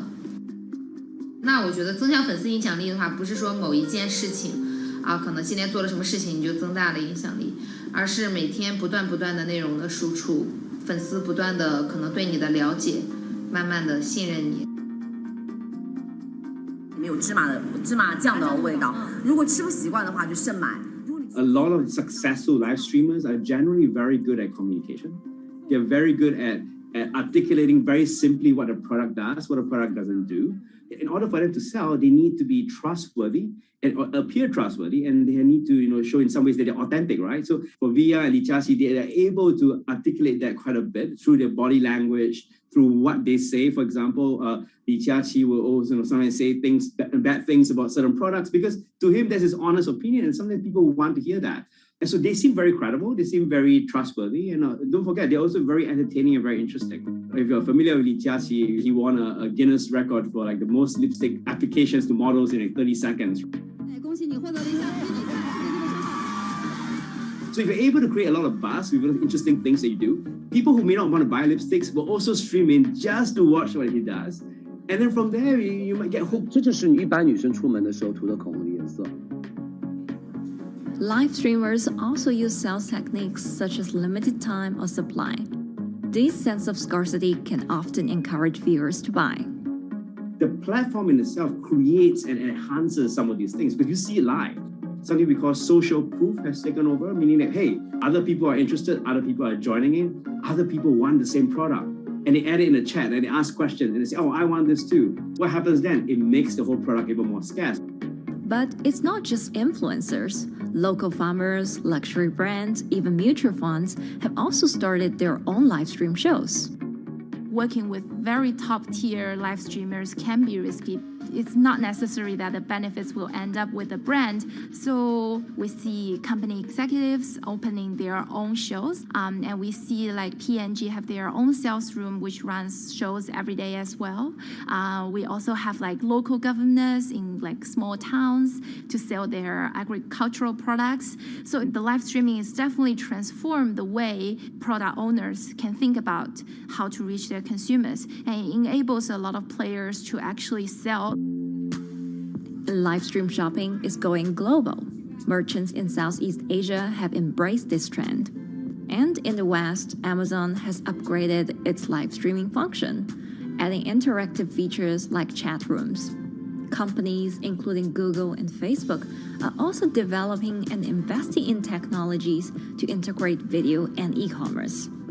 直播电商它其实已经开始成为主流，它未来的发展空间跟潜力都是巨大的。接下来大家会越来越依赖这种购物方式，会变成一个比较日常化、比较规范化的这么一个趋势。If you look at the numbers alone, their numbers alone, Li Jiaqi's numbers or Via's numbers, you know that they can sell and you know that they can generate revenue. Are they able to sustain it over a long period of time? It depends on how innovative they are at changing some of the things that they do. But you can't expect consumers one day turn into virtual shopping for good. There will be the nature of us that crave to go into the store, to touch the goods and actually wear it and see how it looks like and walk around in that with our friends. And those things wouldn't be replaceable with live streaming.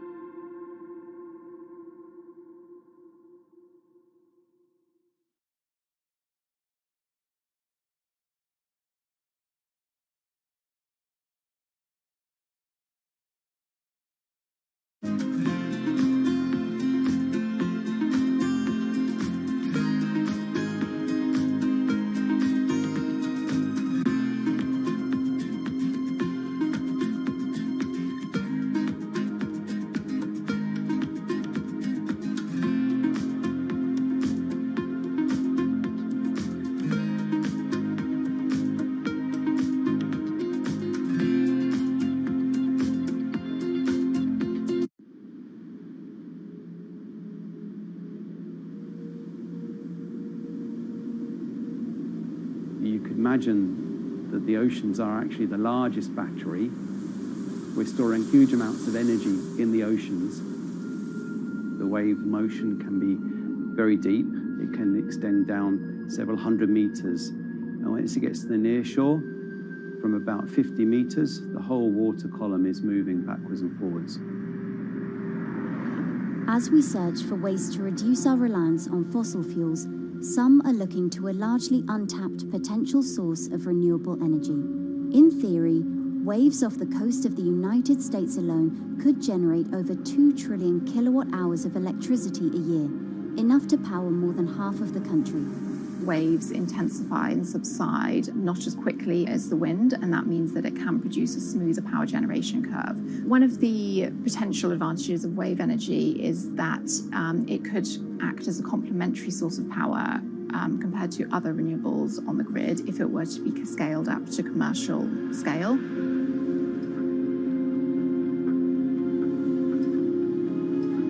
For decades, engineers have been trying to convert wave energy into electricity, but a host of technological and financial challenges have complicated their efforts.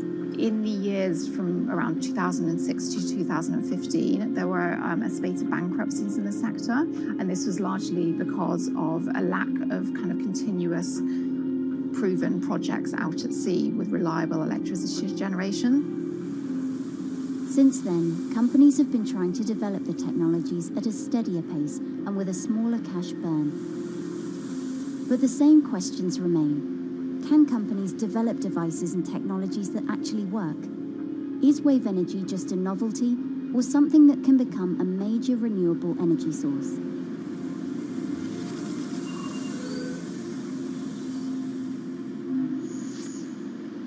The sea is a very challenging environment within which to operate a power project.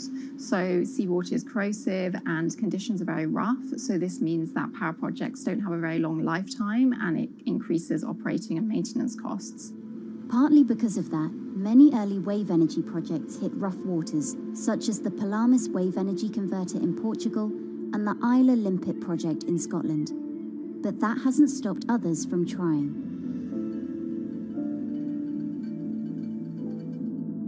Companies are focused on testing projects out at sea, proving their durability, trying to raise capital and bring down cost. The sector hasn't really converged around one single technology design, and companies are kind of undecided about which design works best.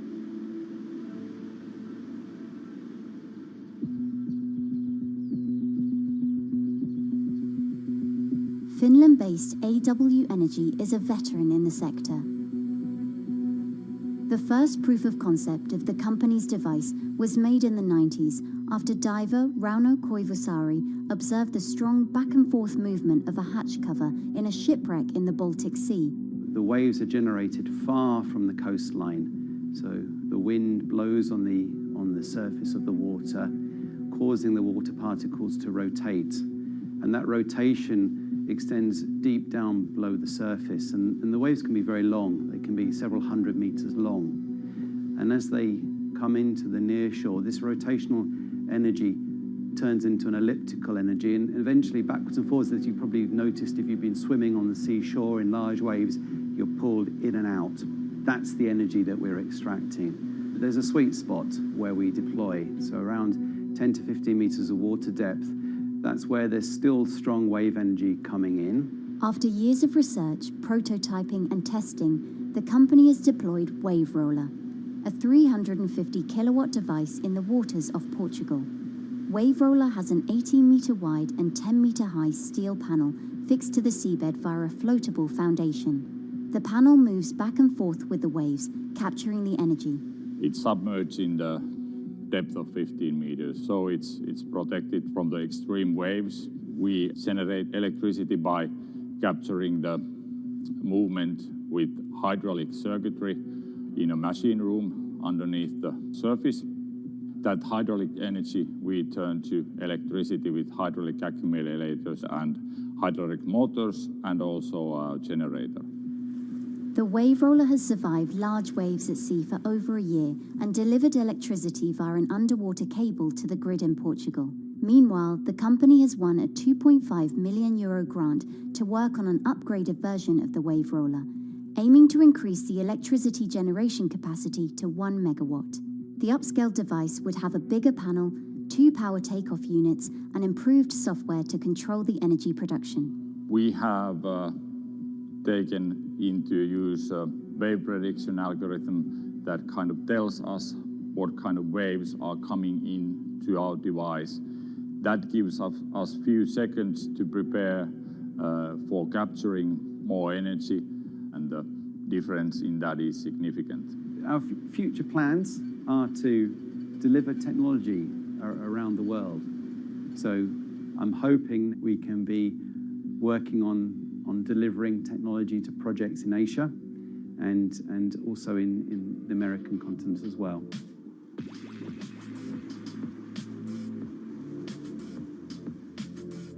Meanwhile, Israeli company EcoWave Power is taking a different approach to capturing the power of the ocean. For the company's founder, Inna Braverman, developing new sources of renewable energy is a personal mission.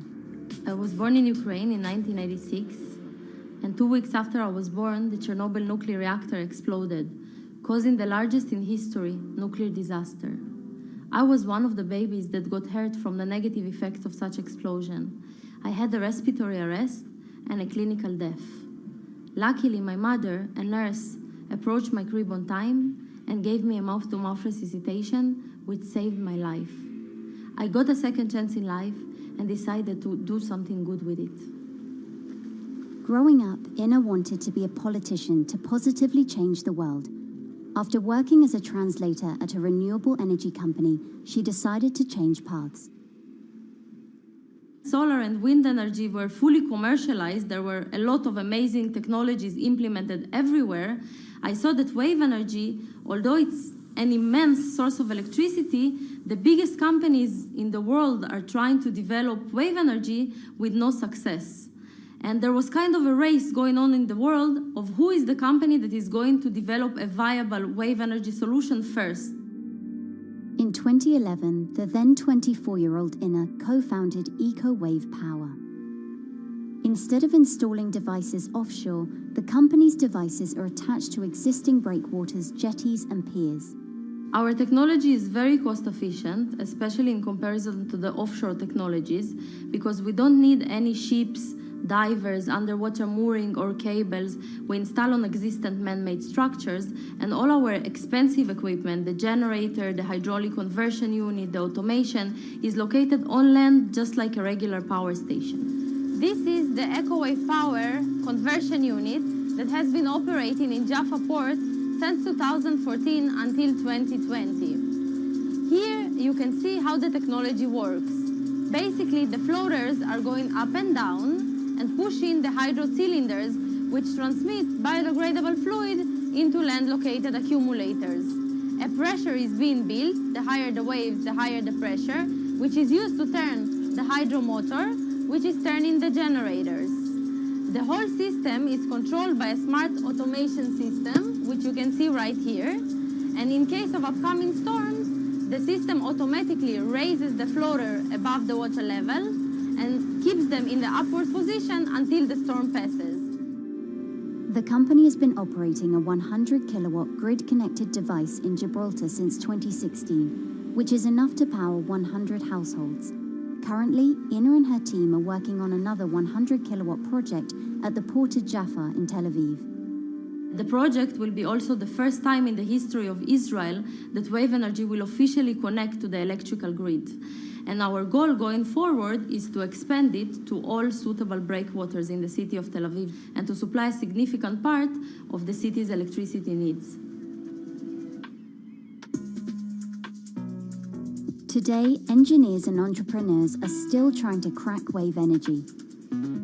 Globally, only a few hundred kilowatts of wave energy are deployed, compared with gigawatts of offshore wind. But the field has come a long way in recent years, and with the right engineering solutions, this new power source could eventually become competitive with more mature renewables like solar and wind. I would have a lot more confidence in the success of wave energy companies today as opposed to like 20 years ago.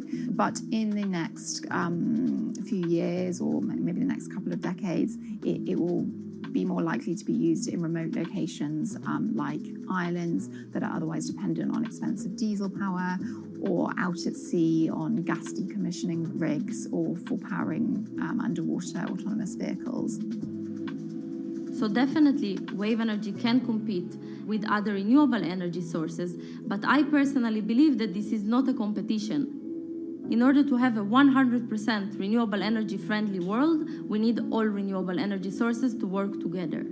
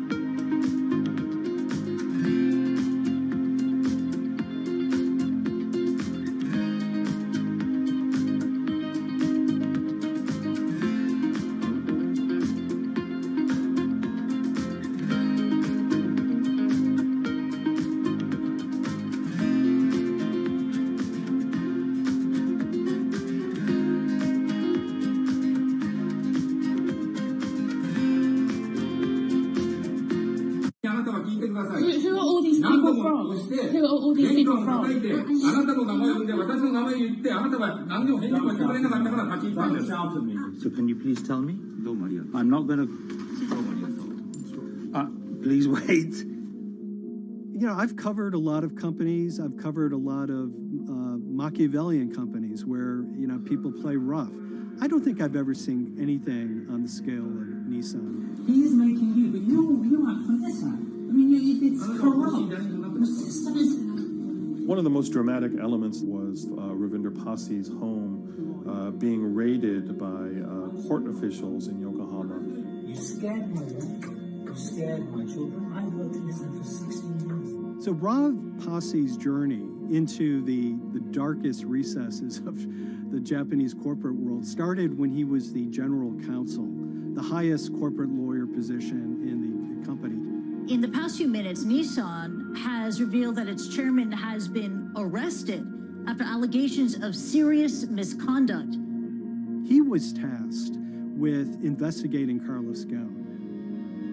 And he was told, conduct an internal investigation and get to the heart of the matter. And then along the way, he started to notice serious conflicts of interest. He is one of the few people who knows an extreme amount of detail regarding the alleged crimes by Carlos Ghosn. And he's now ready to tell his own story on the record about some of the events that happened.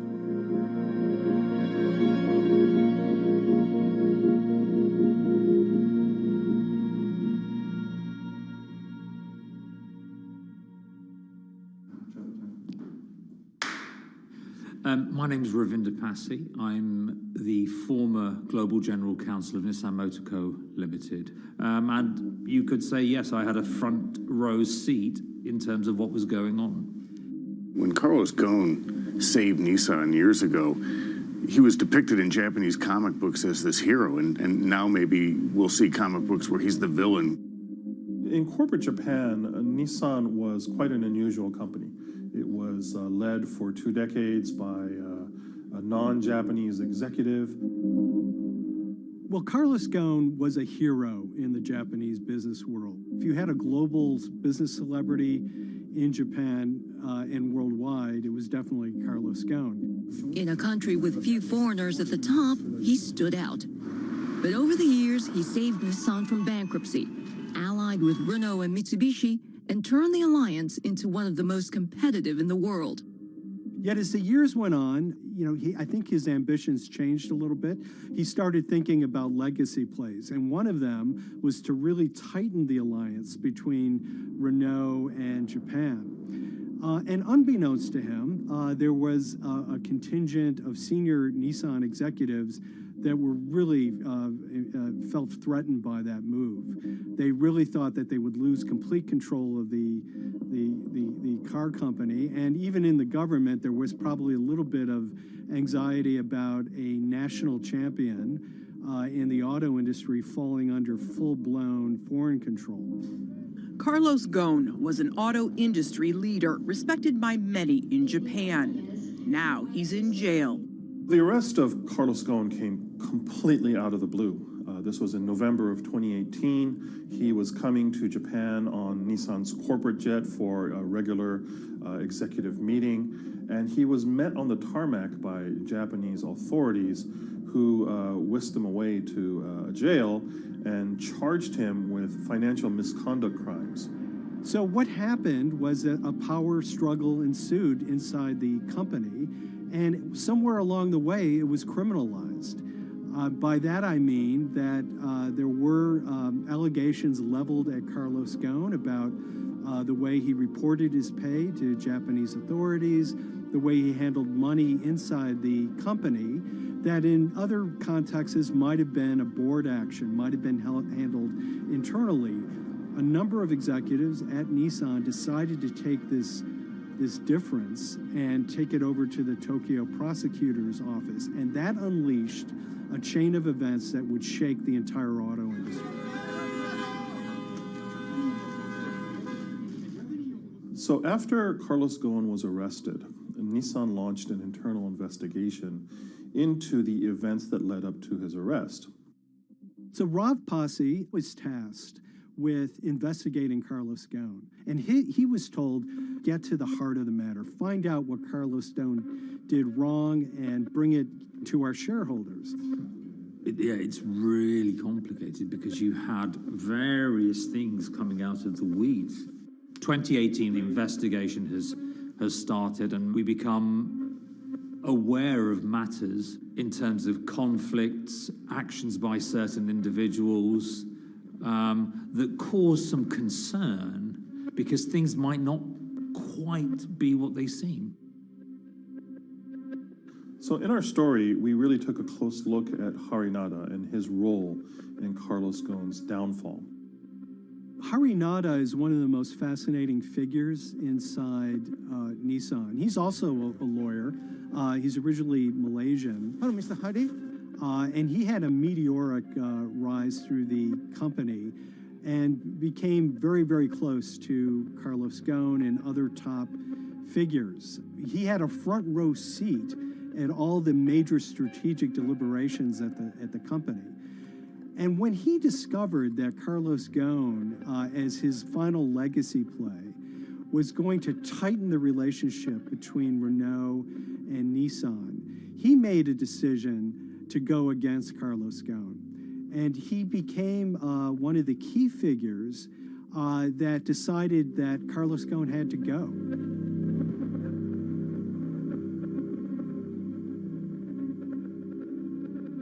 Harinada was somebody who actually recruited me into the company, so I have a long-standing relationship with him, or did have a long-standing relationship with him. For many, many years, he was a mentor. I had doubts about the credibility of the process right at the start. Harinada had a plea deal with the Tokyo prosecutors. Now, that suggests he was intrinsically involved in some of the wrongdoing, or the allegations of wrongdoing, and it just didn't smell right, just doesn't sit right. So there was a basic liability of interest. In other words, Harinada had to deliver results to Japanese prosecutors to avoid his own criminal liability, and he's accusing and leading the investigation of Carlos Ghosn. Some of the people who had been involved in the original alleged crimes were also looking into the affairs themselves. Ravinder Pasi began pointing out some of these conflict of interest issues. And the reason for that is essentially his concern was for the company. If the company's own investigation into itself was compromised, that could lead to a very weak position in various lawsuits that it was dealing with across the world. I had discussions with Harry, discussions with the statutory auditors about these conflicts, discussions with HR about some of these conflicts, because at that point, we reported into him. You know, at the time, everything was quite, as you can imagine, it was, we've got to do this, we've got to do that, we've got to move fast. But when you step back and look at some of these things, you just think, my God, what was going on here? Because me, members of my team, were being placed in immediate danger. Your chairman's been arrested, a representative director's been arrested. They both happen to be foreigners. And then now what we need to do, we're being instructed to do, is certain compliance professionals need to go into properties in Brazil, for example, and retrieve evidence. They've got to do it very carefully, because if they don't do it carefully, they're going to get convicted of criminal activities. And likewise, when a team of lawyers were commissioned to go to Lebanon. I mean, one of my immediate concerns was, why are lawyers from Nissan being sent to go to Lebanon to retrieve evidence? These are just lawyers, they're corporate lawyers from Nissan. You had revelations that a number of executives had benefited from share appreciation rights when they shouldn't have. I mean, you know, substantive amounts of money being taken by these guys when they weren't entitled to take them. And you do think, yes, how is this going to look later on? It's going to look quite concerning. So that triggered for me the sort of assessment that, well, I'm going to have to do something, because up until this point, I haven't put down on paper these conflicts and these issues.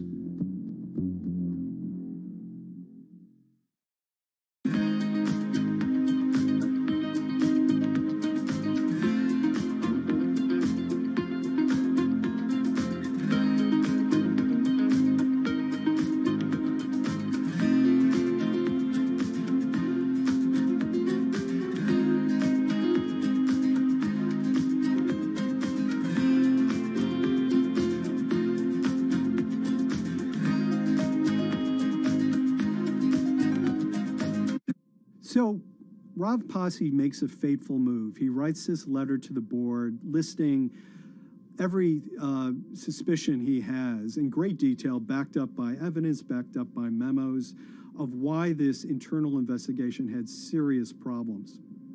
He sends the letter to the board and it's crickets. He doesn't hear much of anything. Nothing happened thereafter. Nothing at all. Just like it just gone into a black box. And he began to suspect that there was a desire, even at the highest level within Nissan, to kind of sweep these conflicts of interest under the rug. Unfortunately for me, I think, again, with hindsight, people must have thought that this is the nail that's sticking out, and we can't have this. Within 3 days of me submitting that to the board of directors, that letter to the independent board of directors, I was removed from the Goan Executive Conduct Matters. I was then told that I could not attend board meetings anymore. And up until that point, I had attended every single board meeting. I was then also told that after 8 years of being in Japan, I'd be going back to the UK. It eventually transpired that I'd be the VP of Projects and Transformation, managing a team of 3. So you can imagine what this feels like at this stage. Almost an arbitrary removal from Japan, where I've lived for 8 years, had 3 children there, my family has grown up, and we've been settled there, having a few months earlier been promoted to vice president at a global level, to being almost demoted. So Posse was essentially being reassigned to get him as far away from the internal investigation as possible, and also to a certain extent in retaliation to some of the issues that he brought up regarding the internal investigation and Harinada. What happened to Rob Posse can be seen as a series of corporate humiliations. I mean, first of all, his immediate responsibilities were taken away from him. Eventually, he lost, the coveted general counsel title. But it didn't stop there. Toward the end of his stay in Japan, Rob and his wife were convinced that they were being followed. During that period, I'd noticed that whilst driving my car, I'd have other cars following me. First time I noticed this was around mid-March, and I was driving, I can't remember where I was going, but this grey van, small van, just literally started following me. And I noticed that there was somebody in the car taking pictures. And lo and behold, we were absolutely being followed either by people on foot or other individuals, 2 or 3, normally 2 burly men in a car, different cars at different times, following us around. They were following the family as well. And, given I'd seen the Nissan security department behave in a very, very egregious manner with others in terms of following and surveilling, I was very concerned as to what they were doing and who they were giving this information to. Because if they're giving this information to the authorities, you do think, why? What's going on here? I mean, this is just not normal behavior. And this all culminated in a rather dramatic event in the middle of 2020. Who are you people? Where Nissan had hired a legal team and had obtained an unusual court order from the district court in Yokohama to basically do a search of his home and seizure of his corporate laptop and phone and other documents. If you don't let us in now, we have to break this key. So it's a pretty extreme way to treat someone who had spent 16 years at the company. These people have all come in. We don't really know who they are, apart from the fact that I've been shown a badge that says the Yokohama court. And they're here to recover a laptop and a mobile phone. It was even more weird because I'd highlighted to the directors that certain Nissan executives were trying to recover this laptop and this phone whilst I was still in Japan. And I was very concerned because it had evidence on there that related to misconduct matters and other forms of inappropriate conduct. It was just another form of intimidation, another form of harassment, forcing me almost to leave the company and the country. Because once they'd retained and obtained these items, we were still followed, which, again, I just couldn't understand. What is the point of doing that? You know, this isn't a car company. This is not the KGB.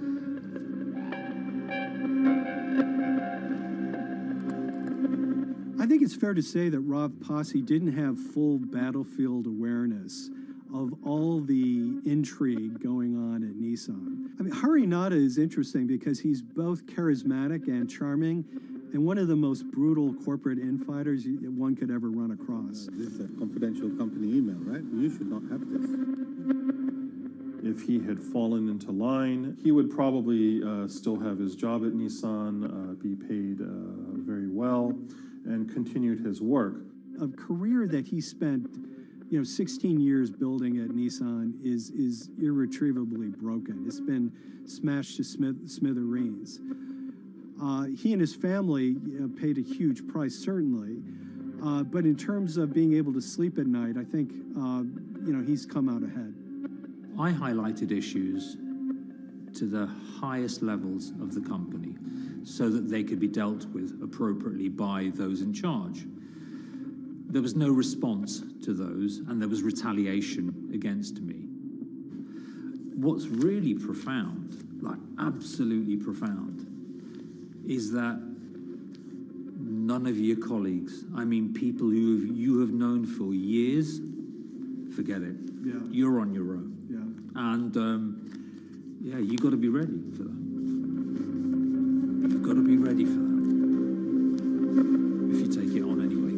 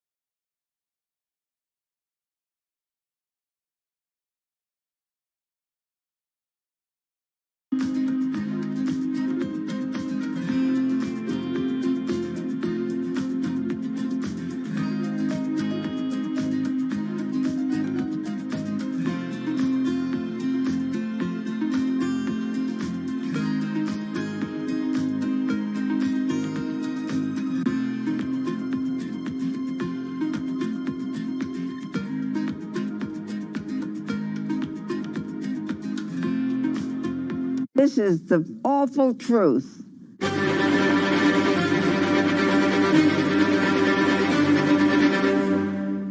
There's always someone in the family that's pushing it.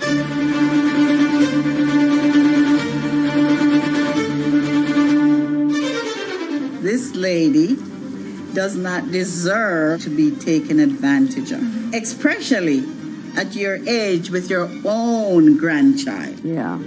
My grandma is having to sue them. I'm testifying against them. Nobody's talking. They're one floor below right now. I get afraid to go on the elevator. It's sad that it had to devolve to this. It's like a soap opera. It's a very sad thing. It's a family feud. A family feud. Here's a family that, on paper, you would think has the wealth that so many people seek, yet at the end of the day, it seemed to sort of rip everybody apart.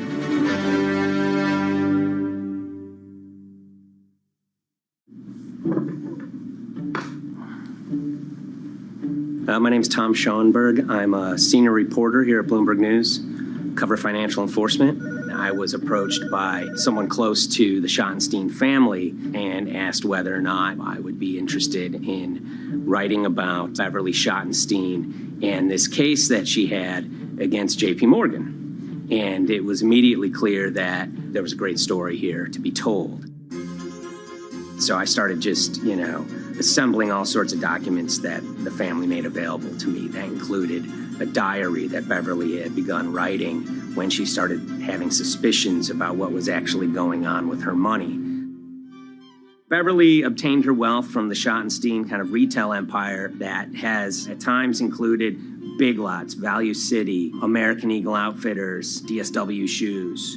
Beverly's husband died, and at which point they sold off their portion of the company, bringing them an enormous amount of wealth at around 1990. Estimates of her wealth were around $90 million. She, for many years, had that pool of money being managed by outside advisors. Her grandsons in the late 2000s had both graduated and were becoming financial advisors. She gave them a little bit to work with, and over time, her grandson, Evan, became the trustee of her entire estate.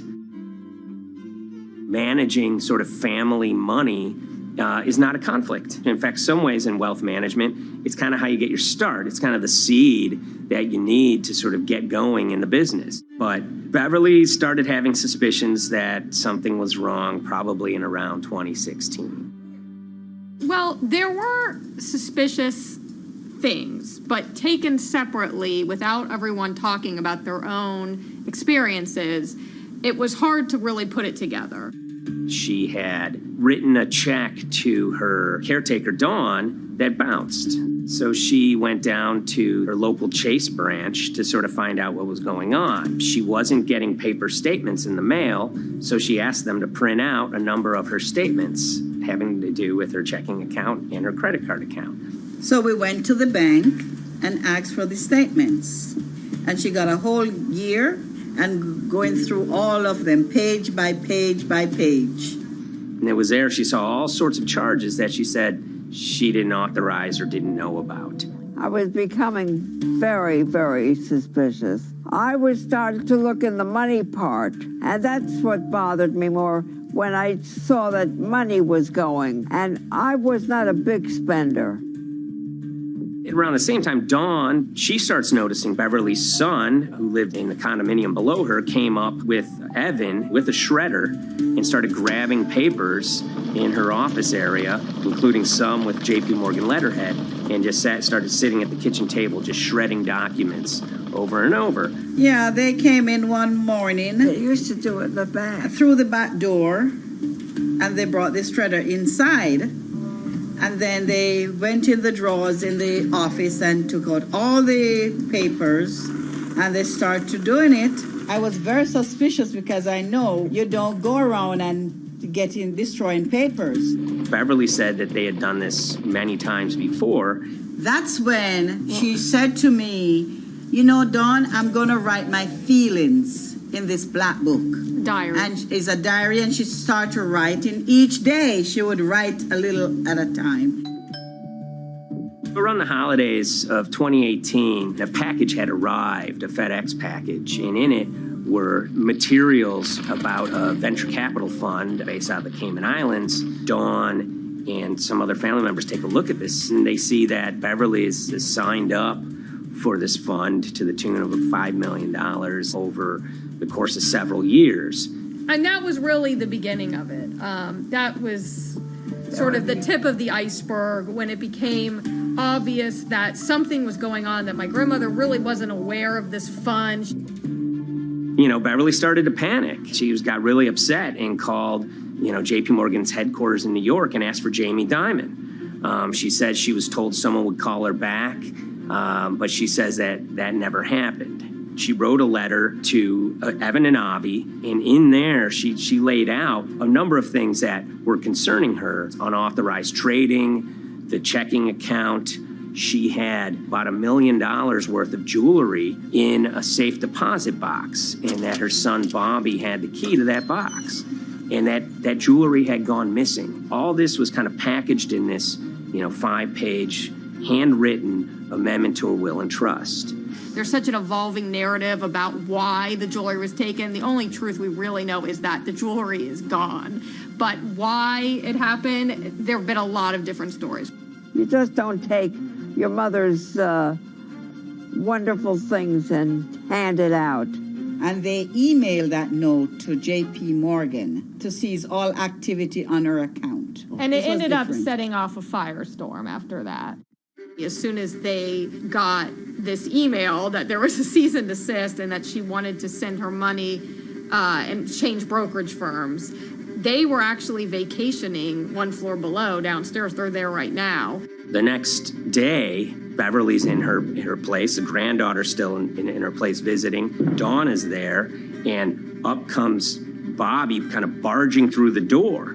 And he's screaming about what was sent to the JP Morgan. They're now investigating them. And he's furious, takes his mother and sort of puts her into a chair, gets pen and paper, and she says physically forced her to write a retraction letter. They were pushing me around. It was a scary time. I was really afraid too. I had to take her to the doctor, and she did an x-ray because she was in so much pain. The locks had to be changed. The phone number had to be changed. I really thought we were going to have to hire guards to be outside just for protection. Oh, it was terrible. Horrible scene. Beverly brought her case before the Financial Industry Regulatory Authorities, usually known as FINRA. It took several months of hearings. She sees all sorts of transactions that's going on, hundreds of them that she claims that she never knew about, never authorized, but yet were logged in JP Morgan's files as having been direct requests from her. That included the sale of a large amount of Apple stock worth several $1 million, as well as all her stock in Big Lots. Over the course of their time with JP Morgan, Evan and Avi were making all sorts of trading on her account that was generating millions of dollars in commissions for themselves and the bank, yet she was not sort of getting any of the type of gains that you would expect sort of an $80 million account in a bullish market to be able to get. They issued a ruling entirely in her favor, finding that her grandsons, as well as JP Morgan, they were liable for violating their fiduciary duty, misrepresenting themselves, and they also found that the bank and her grandson, Evan, were liable for elder abuse. Evan and Avi, they were fired from JP Morgan. They issued an award of about $19 million. I reached out for comment, and JP Morgan emphasized that Evan and Avi were no longer with the firm and that their actions do not represent the sort of values of the bank. I reached out to Evan and Avi, heard back from their lawyer saying that, they disagree with the law and the facts that FINRA kind of used to decide the case against them and are seeing if they can have it withdrawn. Her son, Bobby, wrote her a letter, said his sons weren't criminals, and he also admits to taking her jewelry. And he says he needed it to pay off some bad business debts he had. They never once came up to say, I'm sorry. If there had been an apology and some acceptance, and asking for forgiveness from my grandmother, I don't think we'd be in the position that we are now. Since the piece came out, we've received dozens of messages from people, many of whom are telling their own sort of personal tales of, kind of financial advisors gone bad, or family members who got control of an estate and abused, those within. It seems that it's really resonated with a lot of people. I keep, hearing a lot of feedback about Beverly and how, a lot of people feel she did the right thing. You're never too old to stand up for yourself and try to right an injustice. She was adamant that she wanted to stand up for herself, but at the end of the day, they did wrong. It's a painful life lesson. Beverly taught them that you don't mess with grandma.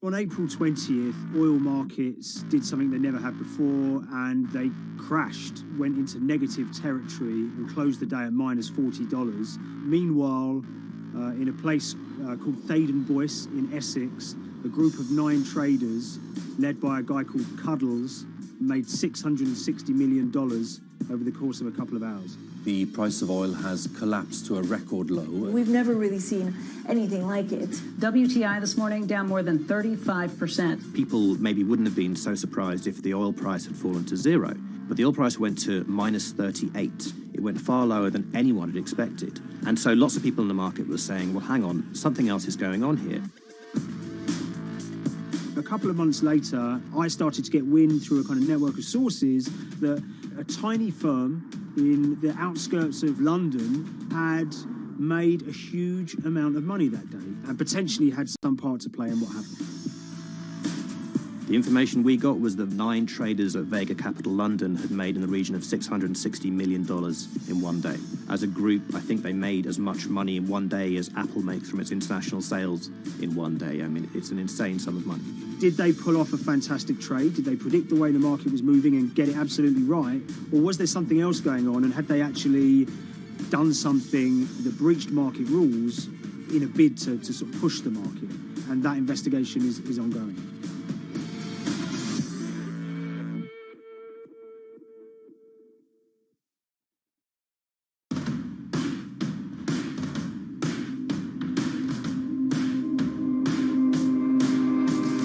So Paul Commins is a trader who cut his teeth in the pits in the 80s and 90s. When everyone had a nickname, his was Cuddles.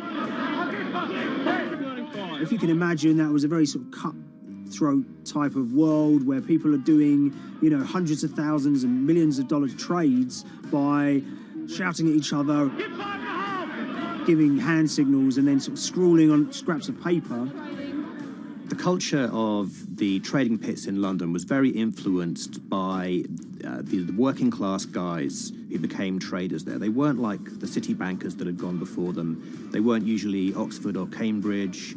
They didn't wear Savile Row suits. They were ordinary working guys who happened to have a talent for trading. And a lot of them came from Essex. I think there was 400 traders in the pits, and Cuddles in his oil and gas pit was described to us as amongst the top 3 amongst that, was very successful and made very large amounts of money as a young man. But inevitably mechanization and the arrival of electronic markets was the kind of death knell for the pits, and in 2005 the IPE closed down. And when the pits shut down, a lot of the traders who worked there lost their jobs or quit or went to work for financial institutions.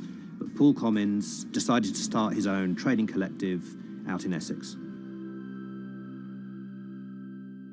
Some of them are ex-pit guys, cut from the same cloth as him.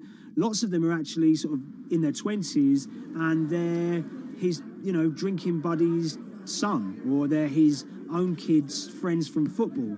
They're young lads, hungry and ambitious, and he brings them into the fold. And fairly shortly, he's got, maybe a dozen or so traders that they're independent, let's be clear, but they're all part of this collective.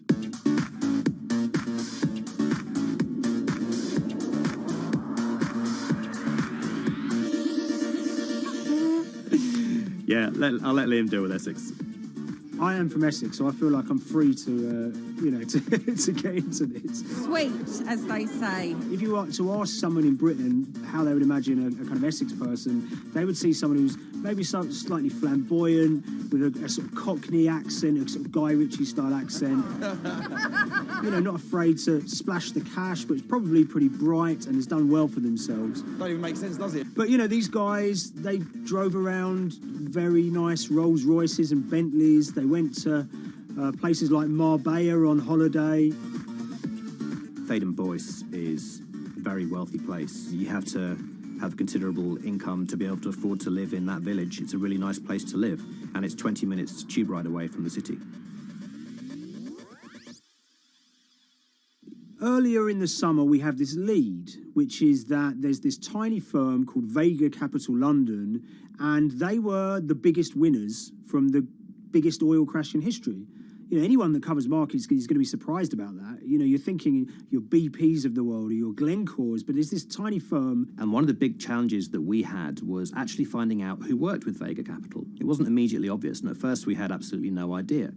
If you go to the Vega Capital website, it says it's under construction. If you do basic online searching, it's very difficult to find anyone who's publicly connected to the company.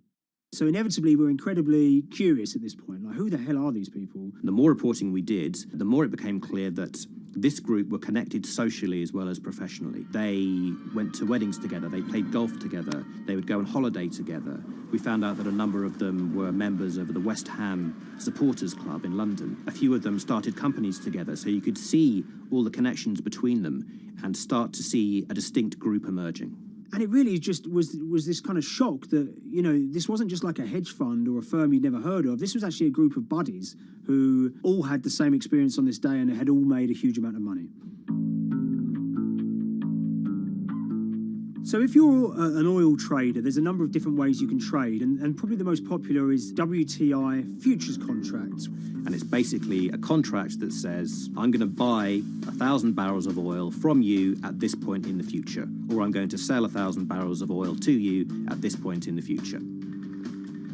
It's actually just a financial contract to gamble on to predict whether oil is going to go up or down. On the 20th of April in Essex, there had been signals for a while that this was going to be an exceptional day in oil markets. And we know that some of them arose early and started their trading in the early hours of the morning while it was still dark outside. Essentially what they were doing is buying contracts that gave them an obligation to buy oil at whatever the price ended up at 2:30 p.m. So they're basically placing a bet that oil was going to fall throughout the day. But they're simultaneously selling lots of oil as well. And whether they make a profit and how much profit they make is the difference between what they buy the oil for and what they sell the oil for. Now, of course, we now know throughout April 20th, the price dropped and dropped. So this is going very well for them. They are committed to selling oil at these prices, and the prices are continuing to fall, which means they're going to be able to offset it and buy oil at cheaper at the end of the day. Now, once it gets to kind of 1:30, 2 p.m., that's when things start to get really interesting.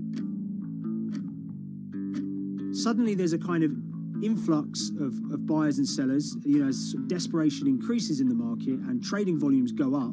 Now at 2:08 p.m. exactly, something bizarre and unprecedented happened, which is that oil passes into negative territory.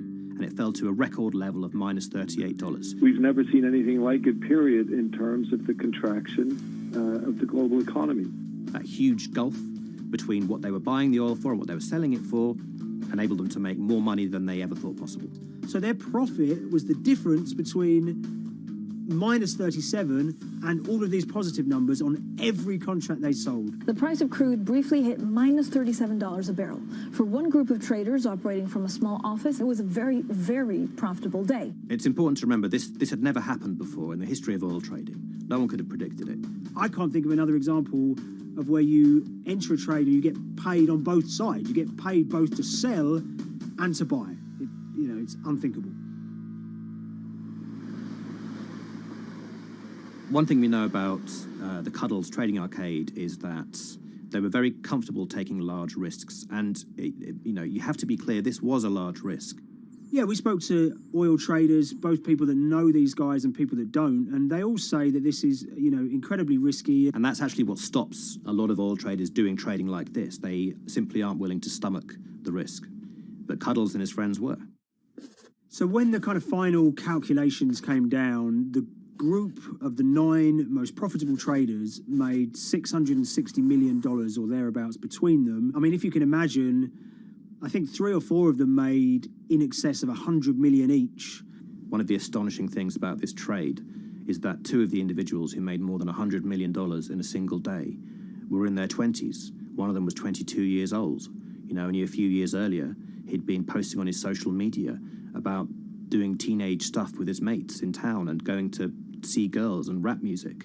And here he is a few years later making $100 million in a single day's trading. When me and Liam discovered that, we couldn't believe it. We couldn't believe what we were seeing.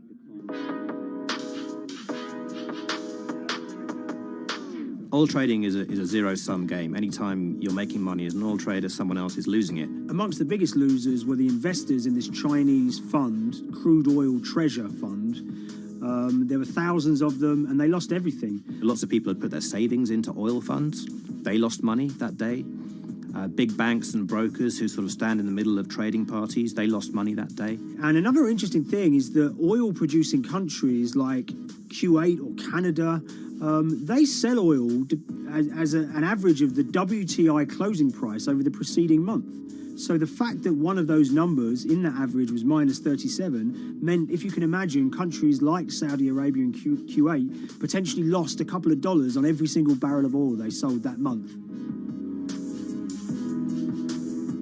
Vega Capital's traders made such an extraordinary sum of money that it was inevitable there would be some scrutiny of what they did. But it wasn't just the sums of money they made.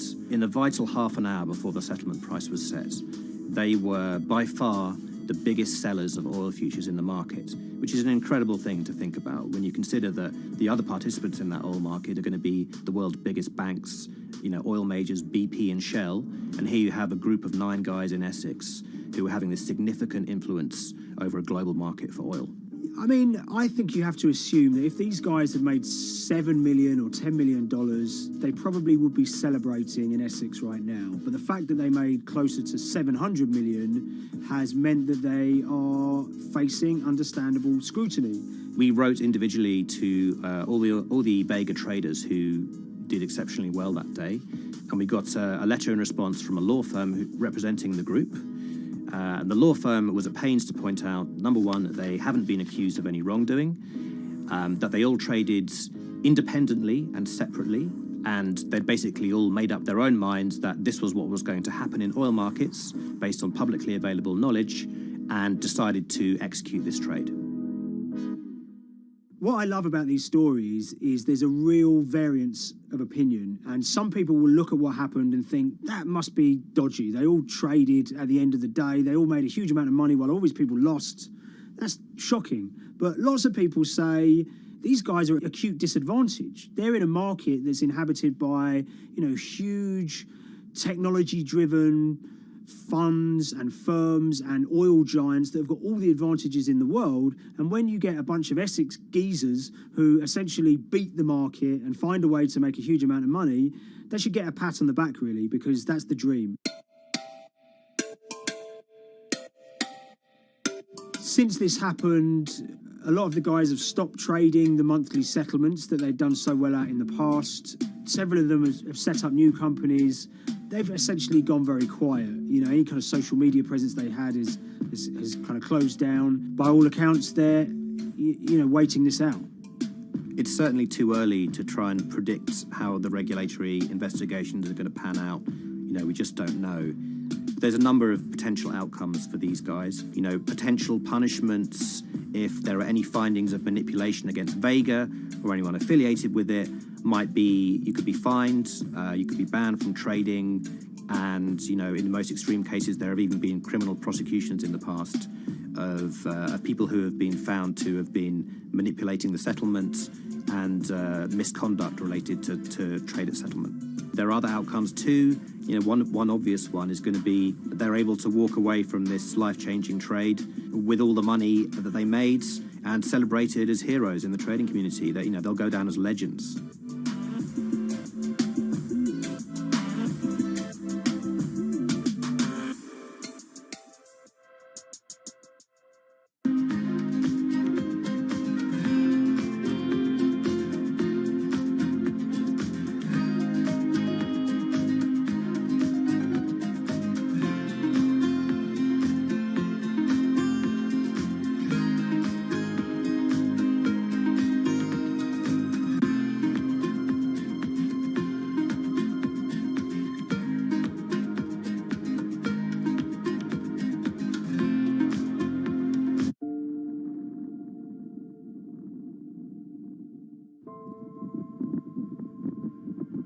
It's very important, given the nature of the climate crisis right now, for the general public to have an understanding of what progress is or is not actually happening. And I think many readers right now, they'll see these hundreds and hundreds of companies making these big, bold climate claims.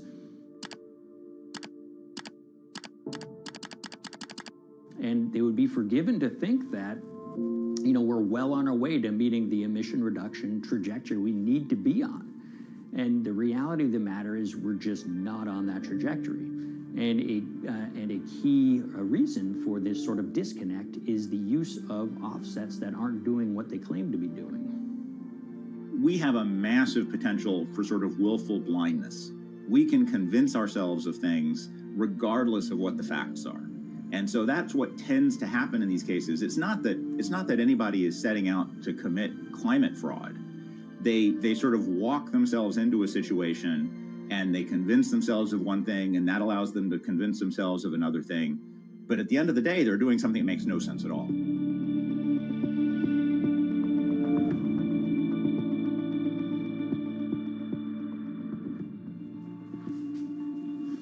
My name is Ben Elgin. I wrote the story about how the billion-dollar market for carbon offsets is setting back the fight against climate change. So one of the challenges in reporting on carbon offsets and trying to figure out what's going on is really finding good experts who have been steeped in this marketplace and are willing to candidly talk about it. One of the best people for this is a fellow named Mark Trexler, and I've been talking to him for more than a decade. My name is Mark Trexler. I've worked in climate change for the last 30 years. I was actually hired by the World Resources Institute in Washington to work on the first carbon offset project in 1988. In terms of defining a carbon offset, one of the beauties, so to speak, of greenhouse gases, sort of the silver lining of greenhouse gases, when you put up a molecule of CO2 into the atmosphere, it can be anywhere in the planet in 7 days. And therefore, if there's an option to reduce emissions on the other side of the planet, and you can do that very cheaply as compared to doing it in your factory, for example, then why not pay that person, that factory on the other side of the planet to reduce their emissions? Then you are, in a sense, offsetting your emissions, and the atmosphere doesn't really see your emissions anymore. So carbon offsets have been around for quite some time, and they were actually key with these international climate agreements, such as the Kyoto Protocol, which mandated the wealthiest countries reduce their greenhouse gas emissions. The treaty was signed on the 11th of December, 1997. Decided. The business community in general saw carbon offsets as a huge opportunity to comply with whatever policies and measures might be coming down the pike on climate change much more cost effectively. We've seen a huge surge in companies making big proclamations about how they're going carbon neutral or zeroing out all of their carbon emissions. We're going to reduce our carbon footprint to net zero. Unilever is committing to net zero emissions. We can achieve a net zero emissions world. We began looking at these corporate claims of dramatically reduced emissions, and we noticed so many of these companies were using carbon offsets to achieve these aims. And as we began to look at the carbon offset projects themselves, what we found is that the environmental benefits claimed by these companies are not actually what they seem to be.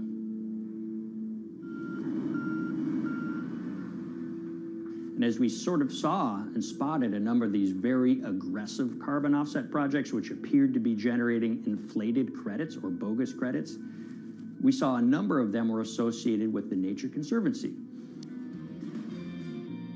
This surprised us. The Nature Conservancy is the world's biggest environmental group. They have about $1 billion a year in revenues, and they've been around for 7 decades. They've preserved about 125 million acres of land, and they've done so many good works over the years, and they've been very strong in terms of working with corporate partners. The Nature Conservancy has taken a different approach, a very pragmatic and pro-business approach. They will not go out and criticize a big polluter, but they're very happy to work with them. Some might say that, well, that's selling out, but others would say, and those at the Nature Conservancy would say, these companies have deep pockets. They can help fund important preservation work, and we have absolutely no problem working with them on this stuff. So companies are very warm, and they've partnered with the Nature Conservancy for many years. And yeah, it definitely lends a sheen of credibility to these projects. Here is 20 new reasons to visit Disney World this year. 1, 2, if you look at, for instance, Disney, that's a sprawling company with theme parks and cruise lines that burn up diesel fuel. They have office buildings and television studios that consume electricity. So these companies are trying to make major reductions in their carbon footprints, but it's very difficult to change these fundamental ways their businesses operate. So Disney has been a big buyer of carbon offsets that are orchestrated by the Nature Conservancy. One of the projects that they buy from is called Pennsylvania Ridges. And that's a plot of land. Most of the land is actually about a 3-hour drive outside of Philadelphia. Interestingly, this land, 3,000 of these acres, was actually acquired by the Nature Conservancy in the late 1990s. This land was imminently threatened. There was a pending logging contract on this land. So they do what they've done so well for all of these years, which is they go out, they raise money from local philanthropists, and they go buy this land to protect it from developers and loggers. And at the time, according to an archived version of the Nature Conservancy's website, when they were proudly announcing this deal, they said, these threats have been abated because of this acquisition by the Nature Conservancy. So it's really interesting now, fast forward 2 decades to earlier this year when they put forward this carbon project. And if you look through it, this land is a key part of that carbon project. And what they're now saying is this land is now, once again, imminently threatened. 72% of the trees are going to be cut within 5 years. Now, this is just astounding because this land is owned by the Nature Conservancy. They do not clear-cut land that they've bought through philanthropic donations. So this scenario that they've put forward to get carbon revenues is not really plausible. And what that means is when you have Disney coming in and buying these credits, when it eventually lowers its carbon footprint because of these credits, well, that won't be a credible or truthful claim by Disney.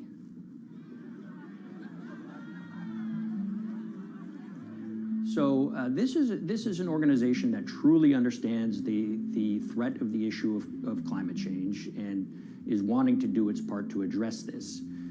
However, in this situation, it just appears their drive, which they've had for decades, to increase the amount of revenues that it can use for land preservation work, Nature Conservancy and many others see that the carbon credits as a pot of money that they can tap into to further their own benevolent aims. But unfortunately, what this has resulted in is claims of climate progress that just aren't really happening. So the Nature Conservancy defends vigorously these deals, and they and others will say, look, our projects are just following the rules that these registries set up. So some would also put some of the blame on the registries themselves because they're setting up the rules which allow these vapid projects to get up and sold.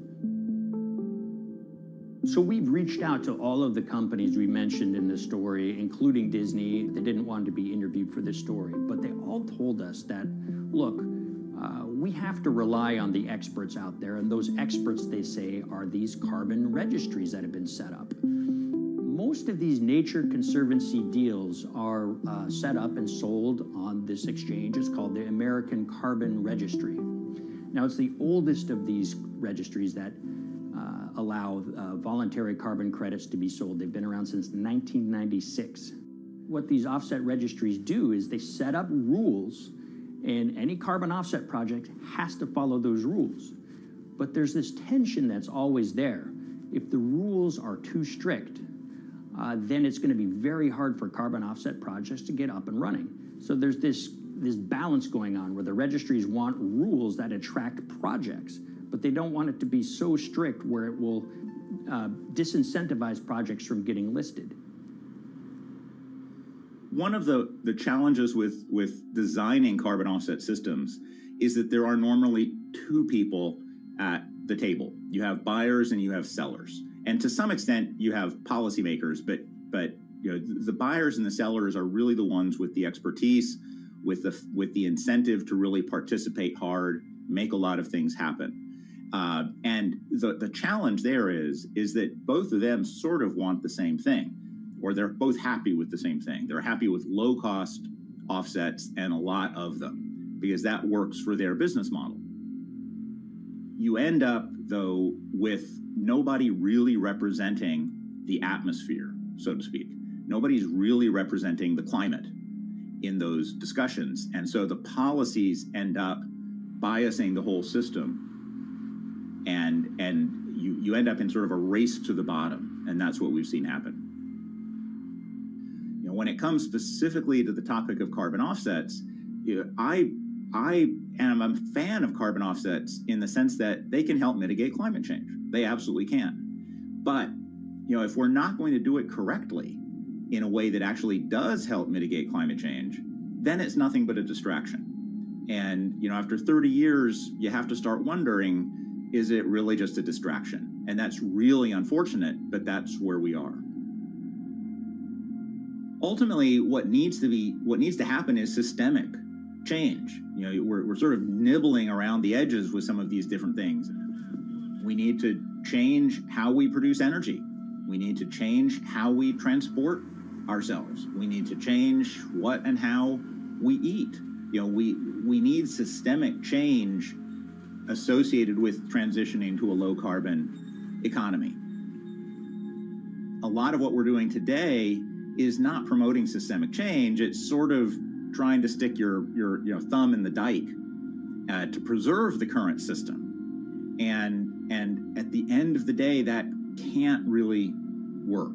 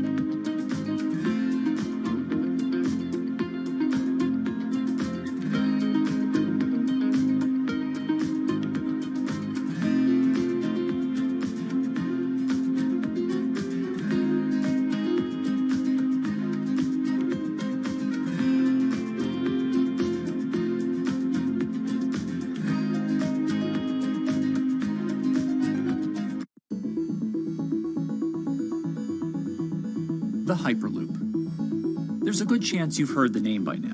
This is the Hyperloop system. It can take people hundreds of miles in minutes. The Hyperloop, a series of tubes that would transport people in pods at ultra-high speeds over long distances. This is a remarkable new form of transportation that can whisk people from city to city in a flash.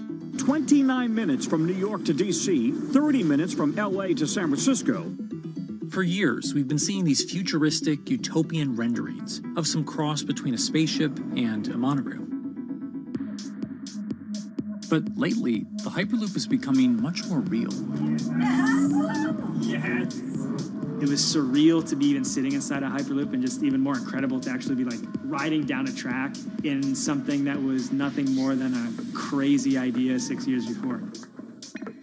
Companies all around the world have been developing and testing the technology needed to propel passengers at speeds of over 1,000 kilometers per hour. But for many, speed is only the first step to unlocking the full transformational effects of a new mode of transportation. Fast is what we just sort of take for granted in the Hyperloop world. It's the network effects that really deliver the benefit. And that opens up a completely different scale of economic opportunity.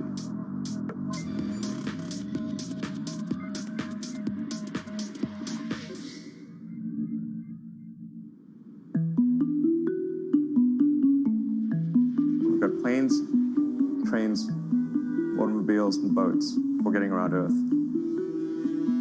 But what if there was a fifth mode? And I have a name for it, which is called the Hyperloop. The Hyperloop? Hyperloop, yeah. In 2013, while riding high on the growing success of Tesla and SpaceX, entrepreneur Elon Musk released a white paper outlining the basic framework of the technology he called Hyperloop. The basic idea goes a little something like this. A tube reduces the air pressure to a near vacuum-like environment.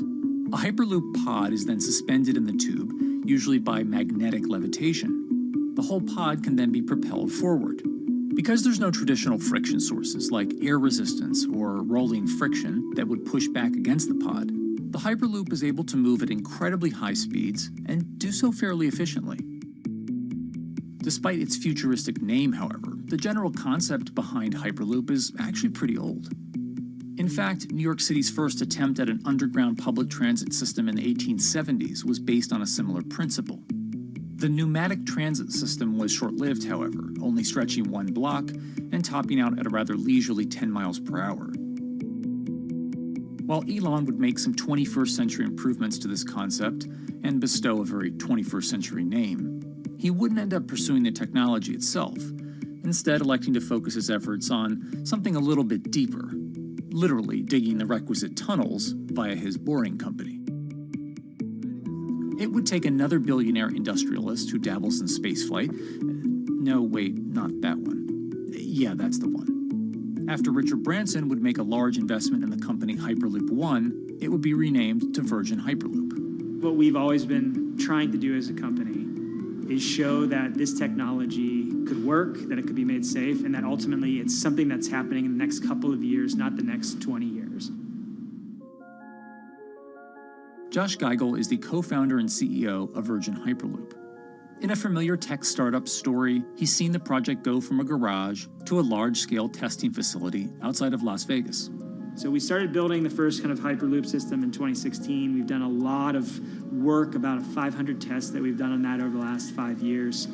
And what we realized that we need to do is take that technology, show that it can be commercial, so drive the cost down, improve the efficiency, improve the performance. But the key thing is actually making it approachable and safe for individuals. In order to do that, Josh, along with Virgin's head of passenger experience, Sarah Lucian, bravely volunteered to take the inaugural ride. What her and I were realizing is we're the first two people sitting in a Hyperloop. The only type of people that have gone through this environment are in spacesuits, and there we are in just normal clothes because of the system, the safety of what we've designed. 3, 2, 1, launch. And then once we started going, you felt a bit of acceleration. We accelerated a little bit harder than we would in commercial. It'd be like a sports car. Yes. We got up to about 108 miles an hour on that test. And it's a short run. It's about 500 yards or so. And came to a stop. The test, lasting only about 20 seconds and covering only a quarter of a mile at just over 100 miles per hour, is a long way away from a true functioning Hyperloop. But as for optics, it's a crucial step for the future of funding. The number one question we got from investors or from project proponents or just people in general was like, is a Hyperloop safe? And what better way to show something is safe than by actually getting people on it? But convincing investors and governments that would likely be fronting some of the construction costs for an unproven technology is no easy task. First and foremost is the question of safety. Most people don't know how an airplane works, but yet they get on an airplane. They get on an airplane because, it's faster than driving, and most importantly, they've probably gotten off of one before, they've seen someone get off of one before. And so what we set out to do was actually show that Hyperloop could be safe with two normal people, not astronauts, not adrenaline junkies or test pilots or anything like that. Two normal people getting on a Hyperloop, and then most importantly, those two people getting off. But beyond safety concerns, constructing Hyperloops will undoubtedly require a significant capital investment to the estimated tune of around $60 million per kilometer of track. So a track from San Francisco to Los Angeles, for example, is likely to come with a price tag over $10 billion. And before large governments are willing to come in and front those costs, investors who are funding Hyperloop development must accept it as a long-term mixture of technology and infrastructure investing. Investors that are used to short returns because you're developing apps or something to that effect, those aren't the investors that really get excited about Hyperloop. What you start to see is the people that are looking at platform technologies, right? So this idea that because the smartphone existed, Uber could exist, right? So who are like the Vanderbilts of this century?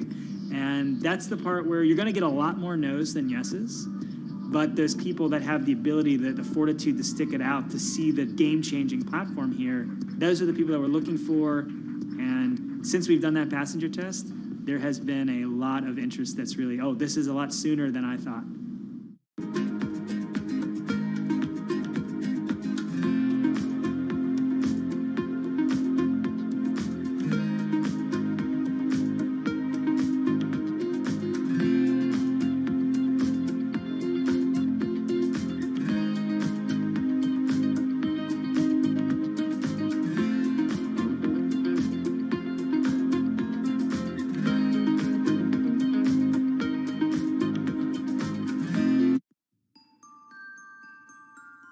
Envisioning the ripple effects of what Hyperloop could achieve, though, is fairly challenging at this stage of development. It's fast, yes, but for point-to-point travel, traditional maglev trains can move pretty fast as well.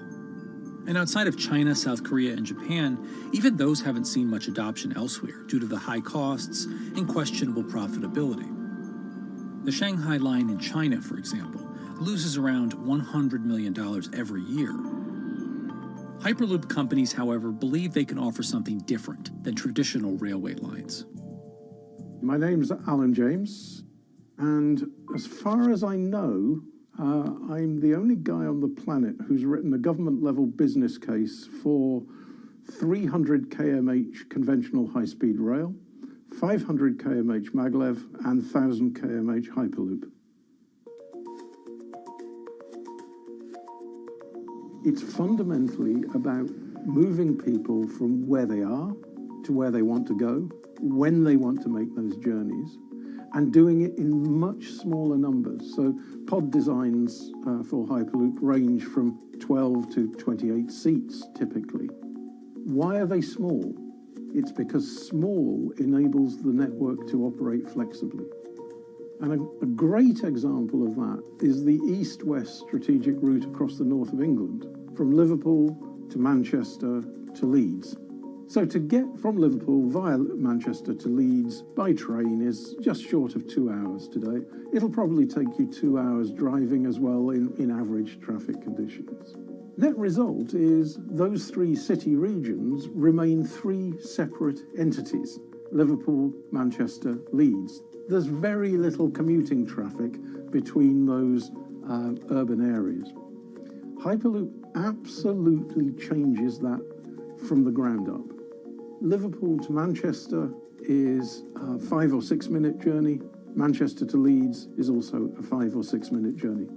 What that effectively does is create a single supercity economy. In this vision, the Hyperloop acts a little more like a highway, where pods have fixed destinations and don't need to stop along the way. Meaning you can travel on a Hyperloop network from, say, Liverpool to Leeds, while the pod behind you travels from Liverpool to Manchester. And if that metro Hyperloop network is connected to other networks from the same location, you could travel from Liverpool to Paris or Liverpool to Amsterdam, all without making a single stop. For passengers, for business, for leisure, that is utterly transformational. For high-value freight and logistics, it's equally transformational. But critically, if you do a Hyperloop network at scale, you begin to deliver massively significant carbon savings too. A multi-regional Hyperloop network could become a replacement for both short-haul passenger and cargo flights and traditional ground transportation, both of which are significant carbon producers. One Hyperloop-connected distribution hub, perhaps at an airport that is predominantly used for international air freight, replacing maybe 10, 12, 15 distributed road hubs. It takes a lot of polluting and inefficient truck haulage off the roads. That itself means roads gain extra capacity. Hyperloops will still need to use electricity to both move pods and maintain the near-vacuum environment in the tube. Proponents of the technology believe that this can be done by using renewable sources, including a combination of solar panels and battery technology that could be used along the Hyperloop itself.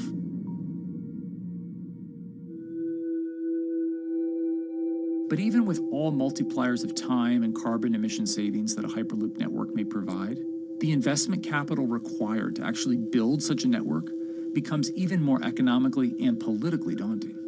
Committing doesn't mean spending billions on day one. Committing means, how do we phase it?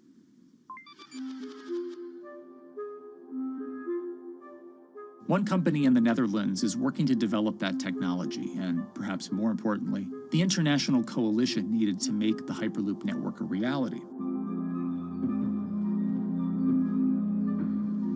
So we are here in Europe's first full-scale Hyperloop test facility, where we can already prove every conceptual technology of the Hyperloop. This is Tim Houter, a co-founder and CEO of Hart Hyperloop, headquartered in the city of Delft. And while this testing tube might not seem as large as others, inside is a key technology to create the on- and off-ramp type infrastructure of a Hyperloop network, that is, a lane switch. That's something we can already test here. You can actually see it here, that the track is diverging from one track into two. That makes it possible to eventually split up the Hyperloop track in two sections. And in that sense, you can create a complete Hyperloop network that in the end will make it possible to travel, for example, over a whole continent. And take Europe, for example, with the same ease as you can now travel with a metro in a city. The nice thing about this magnetic levitation system that we've developed is that there's absolutely zero moving components in the track. So for example, if you have to do a lane switch, all you do is that the tube basically splits up, and statically the tracks also split up. And whenever the vehicle enters a switch, it either pulls itself to the right with its magnets, or it pulls itself to the left with its magnets.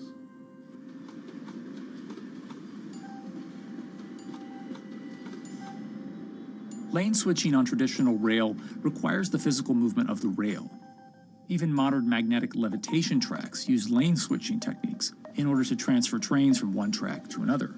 And this is a very crucial element, because this is the thing that limits the capacity and, in the end, the usefulness of the rail network. Because the moment that a track is switching, that means that at that moment you are creating an unsafe environment for the trains behind it. So you need a lot of space between trains. In a Hyperloop, because you have no moving components in the track, all the vehicles can be much closer to each other. You can achieve a very high frequency and basically have your vehicles moving and merging in and out of the network very much like a highway. For now, though, Hart's physical testing has been limited by the size of their tube. Because the test track is only 30 meters long, they haven't tested this lane switch at speeds greater than 20 kilometers per hour. However, the company is working to build a new test site where it plans to increase that testing speed to 300 kilometers per hour. We're now in a phase where we have proven most of the most important technologies in the test facilities that we already have. And we have also demonstrated the viability and the feasibility of a network. If you look at all the subsystems that it consists of, most of those are proven systems, already demonstrated in lab conditions. So we don't really believe that the technology itself is going to be the biggest challenge. Because for all Hyperloop companies out there, actually building a Hyperloop system requires more than just a good product. We're talking about the safety aspects, we're talking about integration into the environment, we're talking about the social aspects. Do people feel comfortable traveling in such a system? So it's about all these different aspects, and the complexity is really getting all the different stakeholders that are relevant and that do need to contribute to bring this to market, to get them all following the same roadmap.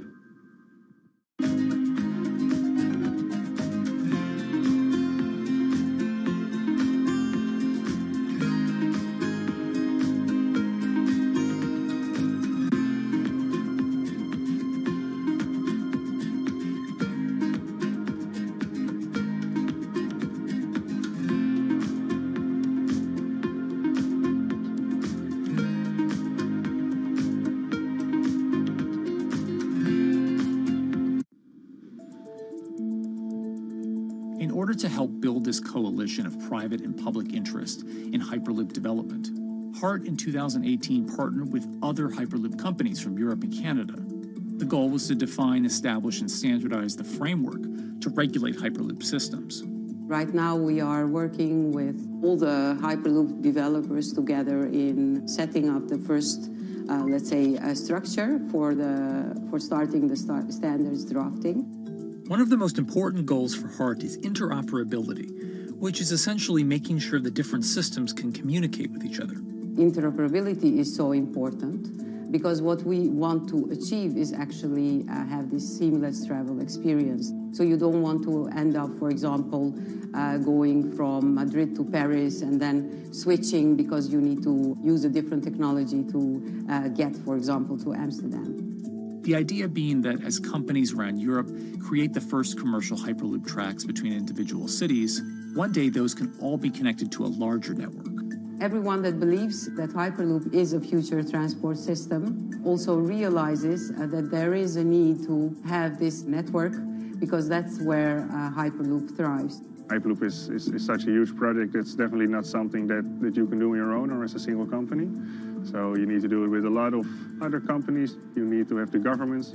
I think in that sense, the biggest challenge that we've encountered is to really get all the required parties together to take the steps in development and in commercial implementation.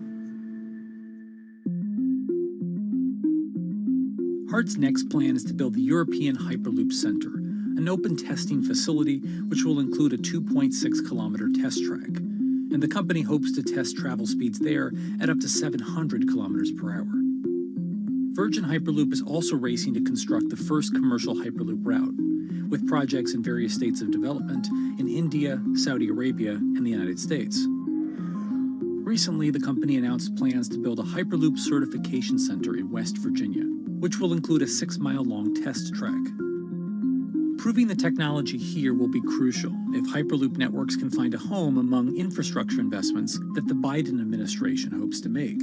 The idea that there's multiple Hyperloop companies, I think, is a redeeming aspect in the business. People really want to see something happen, so having multiple people move forward is good for that. I was struck when Josh and Sarah rode the pod. 2 or 3 of the major outlets used the phrase, "We now have a new mode of transport." And although all of that technology had existed before those 2 human beings rode it, it was the moment at which those 2 human beings traveled that short distance down the tube that in popular imagination, Hyperloop became a mode of transport. The metaphor I use with my team is that, the Wright brothers were first, but none of us fly on Wright Brothers Airlines anymore. If you don't continue to innovate, you're not going to be around, and so we'll continue to be at the forefront of building Hyperloop. Back in 2013, Elon had an idea. I think the difference now in 2021 is some brilliant engineers have spent real time grinding out the details. And I thoroughly expect the next 3 to 5 years to be decisive.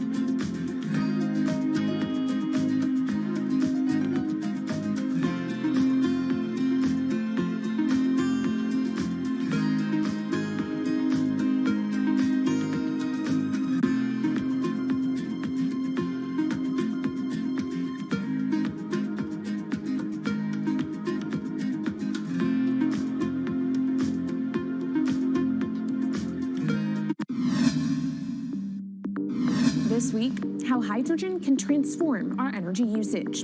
We'll look at why the universe's most abundant element could be a game changer in the climate revolution. Hydrogen technologies are not new. They are used in other sectors. We use them in space, on our rockets, and we don't need the laws of physics to change to be able to use hydrogen on our planes. From iron ore to green hydrogen, one of Australia's richest men tells us about his pivot to sustainable energy. Let's take action. It's practical, it's implementable. Let's do it now. Plus, the hydrogen revolution. We'll speak with the CEO of Italian utilities firm Snam about his new book and how green hydrogen could be competitive within 5 years. Costs are coming down and people are waking up to the fact that it's the only way to decarbonize certain sectors. From Bloomberg's global headquarters in New York, I'm Kaylee Lines, and this is Bloomberg Green.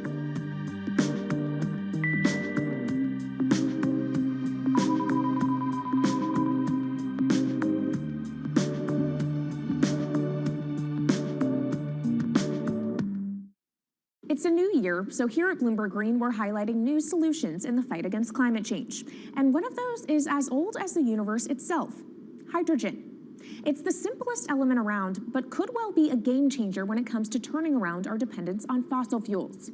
Today, hydrogen is used in the chemicals industry to produce petroleum products. It's also starting to be used in steel production, an industry under a lot of pressure to decarbonize. But it has far more uses as well, from powering cars to heating our homes. And Bloomberg New Energy Finance sees a seismic shift in the sector in the next 10 years as green hydrogen squeezes out dirtier alternatives. So-called gray hydrogen dominates today. But as renewable electricity gets cheaper and more accessible, so will green hydrogen.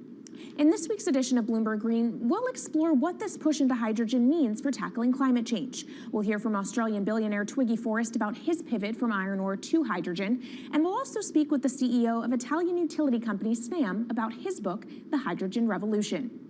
But first, what are we using hydrogen for, and why does it actually matter? Christine Lee Edwards explains. Hydrogen, the most plentiful element in the universe. On Earth, we find it mostly bonded to oxygen in the form of water, or in other gases known as hydrocarbons. Hydrogen gas, H2, burns hot and clean, making it an attractive tool in the race to net zero. But isolating hydrogen from other elements is no easy task. Today, the cheapest way to do this is via chemical processes that break up natural gas. This releases a lot of carbon dioxide. Another method is to use electricity to split water molecules in a process called electrolysis. Although there is no carbon byproduct, a lot of electricity is needed. And if this power comes from burning coal or gas, it negates the zero emissions goals of using hydrogen to begin with. Hydrogen produced in this way, powered by fossil fuels, is called gray hydrogen. If carbon capture and storage is used together with fossil fuels, then it becomes blue hydrogen. If nuclear power is used, it's called pink. And finally, green hydrogen is when it's produced via electrolysis and powered from renewable sources. This method is considered emissions-free. It's predicted that by the early 2030s, H2 made from renewables will be cheaper than that made from fossil fuels. But that hinges on the cost of electrolysis declining, which will be achieved through larger projects and an expansion of manufacturing. To be clear, vast amounts of H2 are already used today. Global production in 2018 totaled 117 million metric tons. This hydrogen is mostly used for its chemical properties, not as a source of energy, and very little of it is clean. Some sectors like steel could start using hydrogen for these chemical properties, replacing coal. Industries like cement and glass may also use hydrogen as a source of heat. Another advantage is its energy storage potential. It can be stored over long periods of time and used when more power needs to be added to the grid. It also could hold an advantage over batteries in heavy transport and shipping. The promise of hydrogen for energy has been around since at least 1874, when Jules Verne wrote about it in his book, The Mysterious Island. But the future of hydrogen will depend on policy. Countries with net zero targets, carbon pricing, and hydrogen strategies with investment mechanisms are likely to see the highest H2 demand.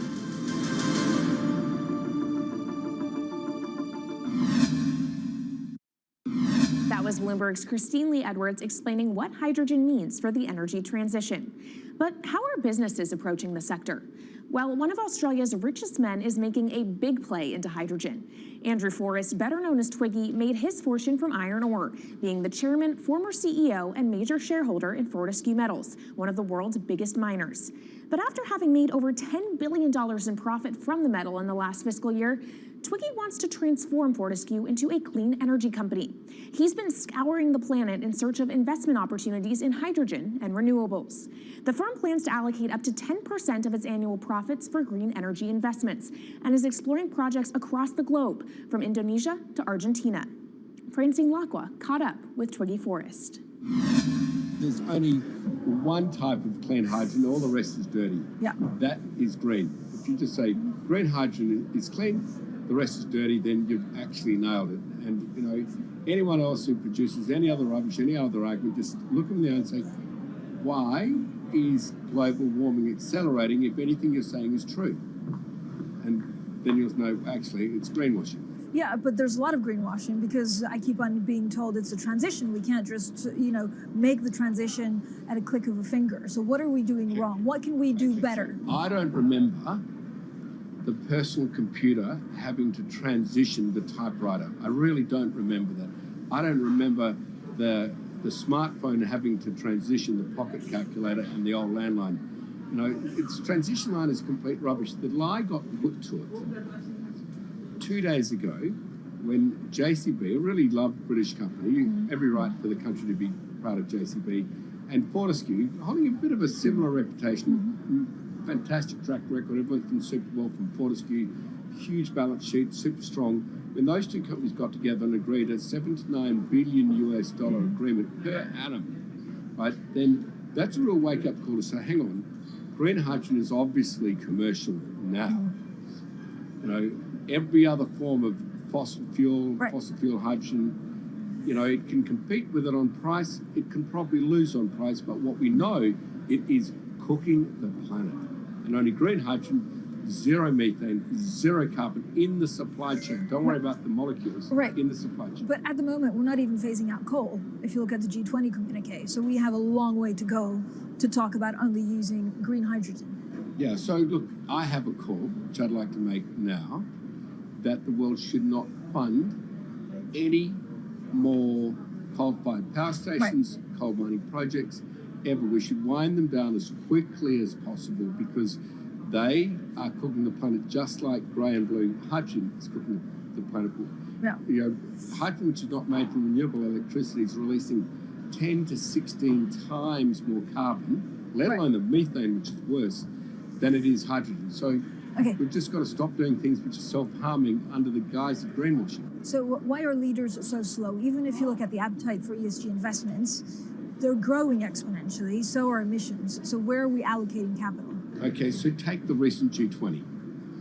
There's probably a reason why there wasn't strong action coming out of the G20 because people were not aware that major transactions between large companies were taking place now on green hydrogen, that actually this pollution-free all the way through the supply chain fuel was now being transacted at multi-billion-dollar scale.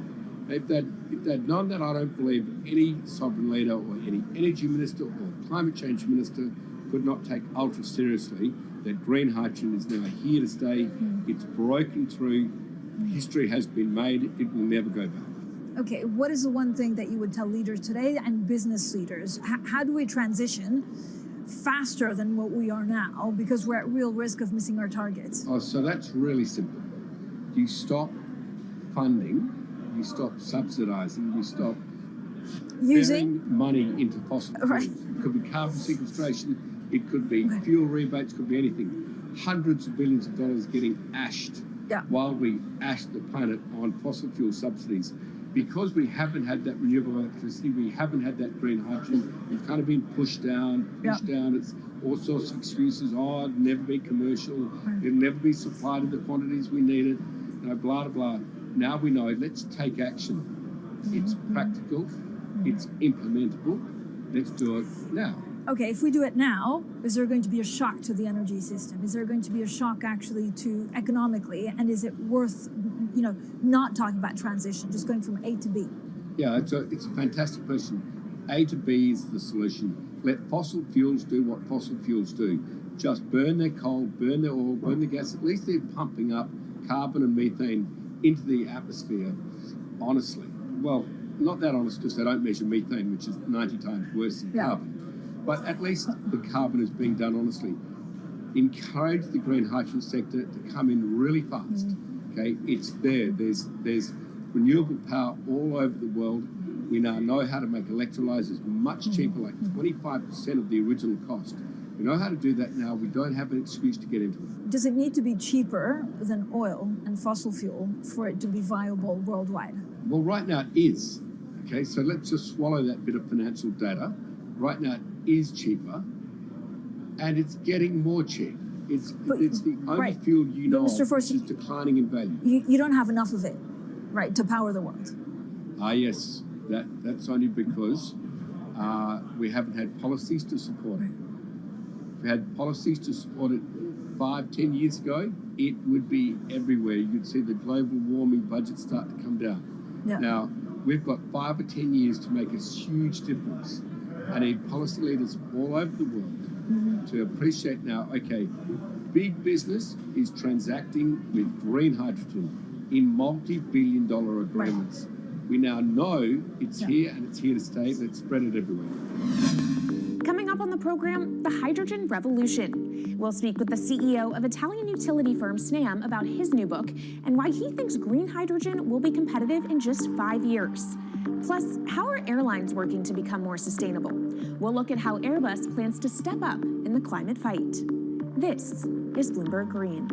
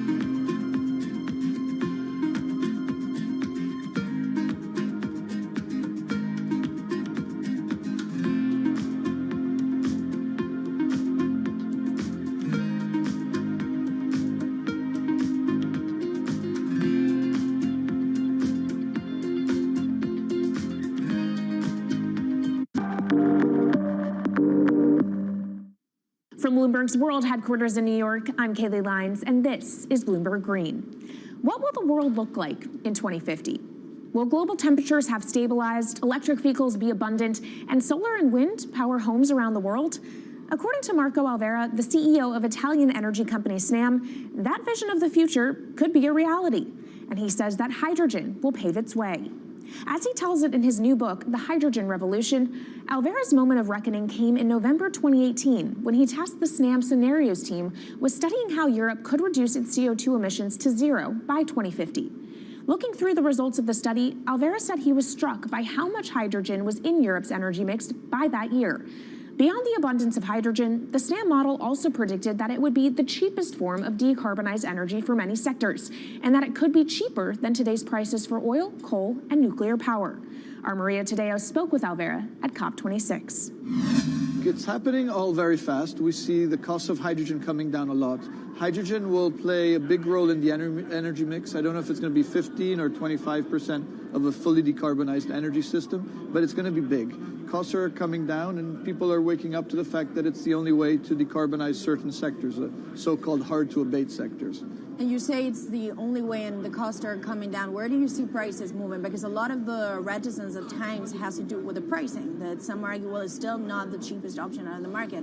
So when I was first working in hydrogen in 2004, it was costing $1,000 per megawatt hour. 2010, $600. Today, $100, and we see it going down to $50 in 5 years' time, and to going down to $25 per megawatt hour in the next 10 years or so, which is a quarter of where it is today. That's really because renewable energy, and we're talking green hydrogen here, renewable energy costs are falling, but the cost of making the electrolyzer, which is the kit that you use to convert solar or wind energy and water into hydrogen, the cost of this kit is falling a lot because it doesn't really exist on an industrial scale. So as we build up capacity, we industrialize it, we standardize it, and we squeeze costs out. That's really the cost trajectory. And for that, of course, you need demand, however, for governments and also institutions to kind of buy into this idea that it is the future and we want to invest and create infrastructure.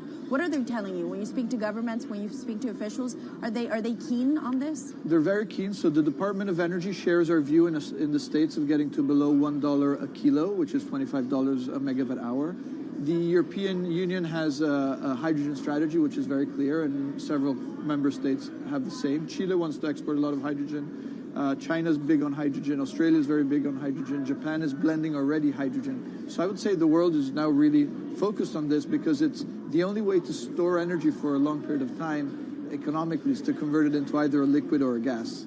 And of course, you talk about the price, but the other big component is the volume. You know, how big can you go? Where do you see that on a time scale? So wherever it's sunny or windy, you can produce very cheap hydrogen eventually. And so compared to oil and gas, which are concentrated in few parts of the world, it's going to be very democratic from that point of view. So every sunny place, every desert, every ocean wind can be turned into hydrogen that we can put on ships, in pipes, and really start trading it around the world. So it's going to happen a lot faster than a lot of people think.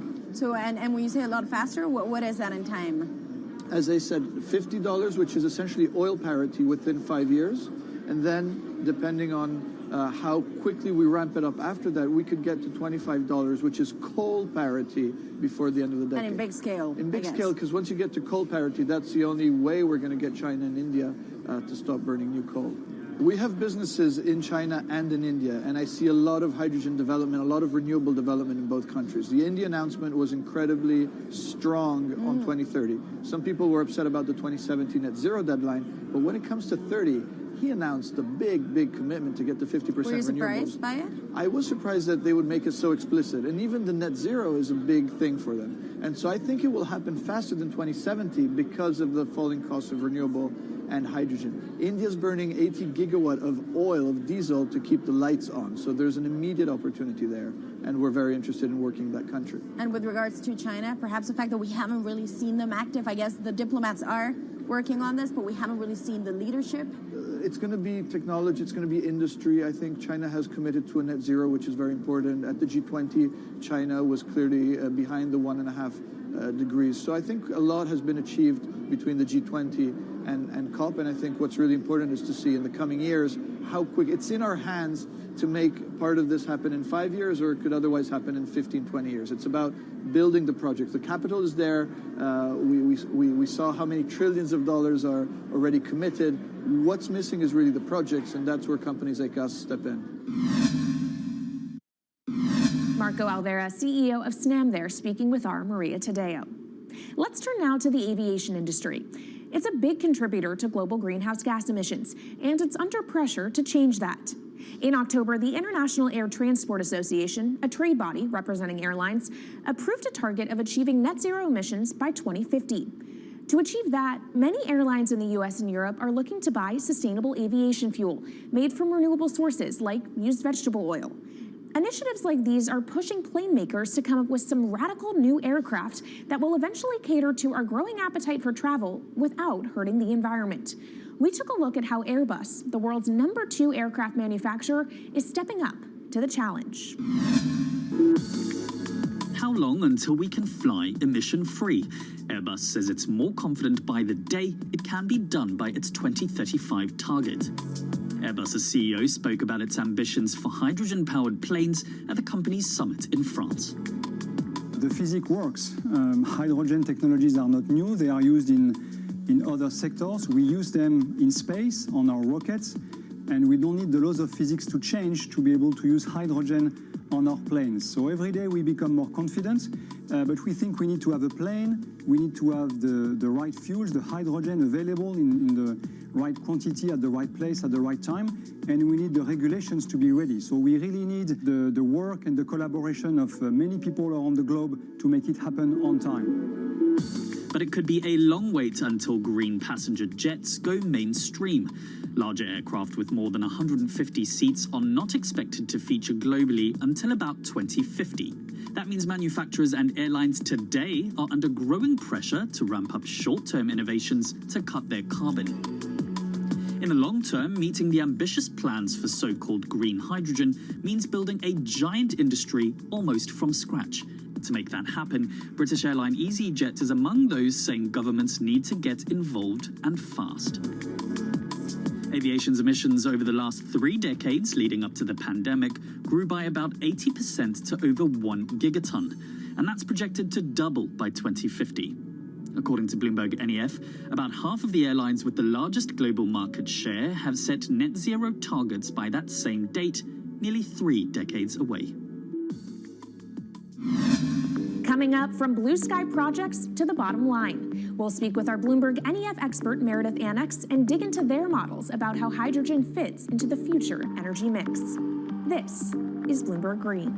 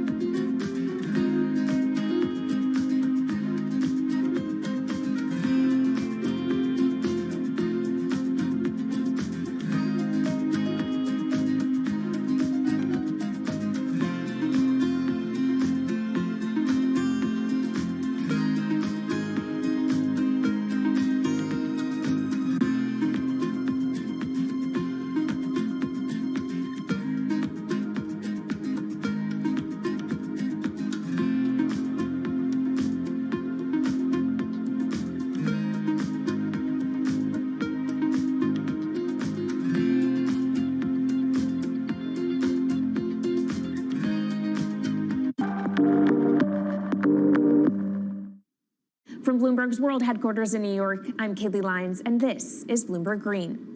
Now let's bring in Meredith Annex, our Bloomberg NEF hydrogen specialist, to talk more about how hydrogen could change the energy landscape.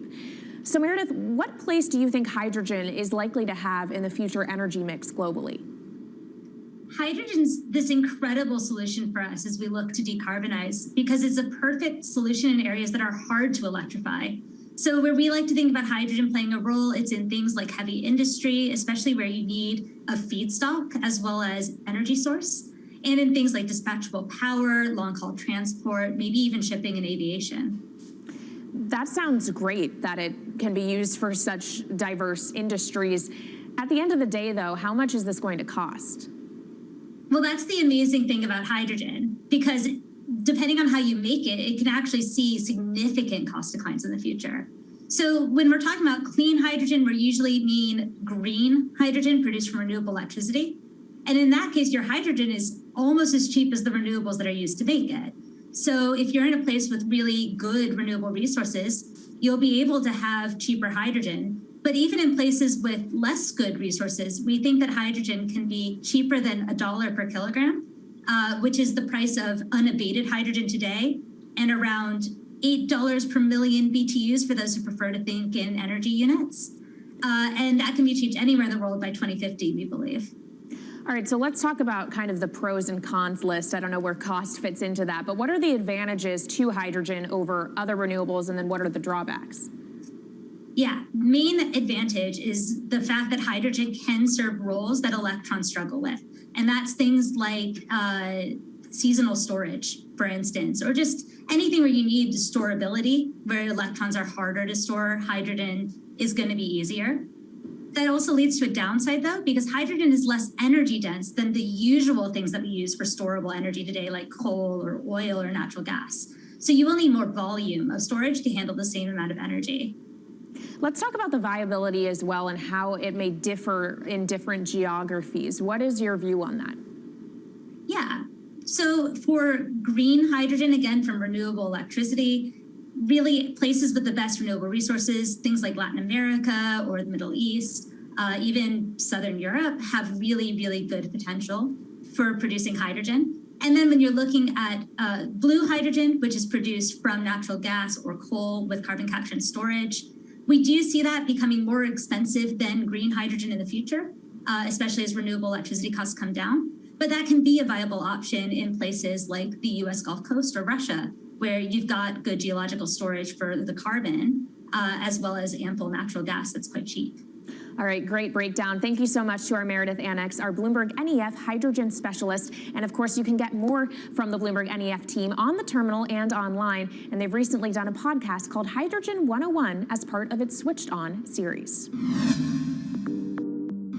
So from iron ore titans pivoting to cleaner energy to talk of a hydrogen revolution, that's it from this week's edition of Bloomberg Green. We'll be back next week with a deep dive into the state of electric vehicles. And you can keep the conversation going by following us on YouTube, Instagram, and Twitter @Climate. I'm Kaylee Lyons from Bloomberg's World Headquarters in New York, and this is Bloomberg Green.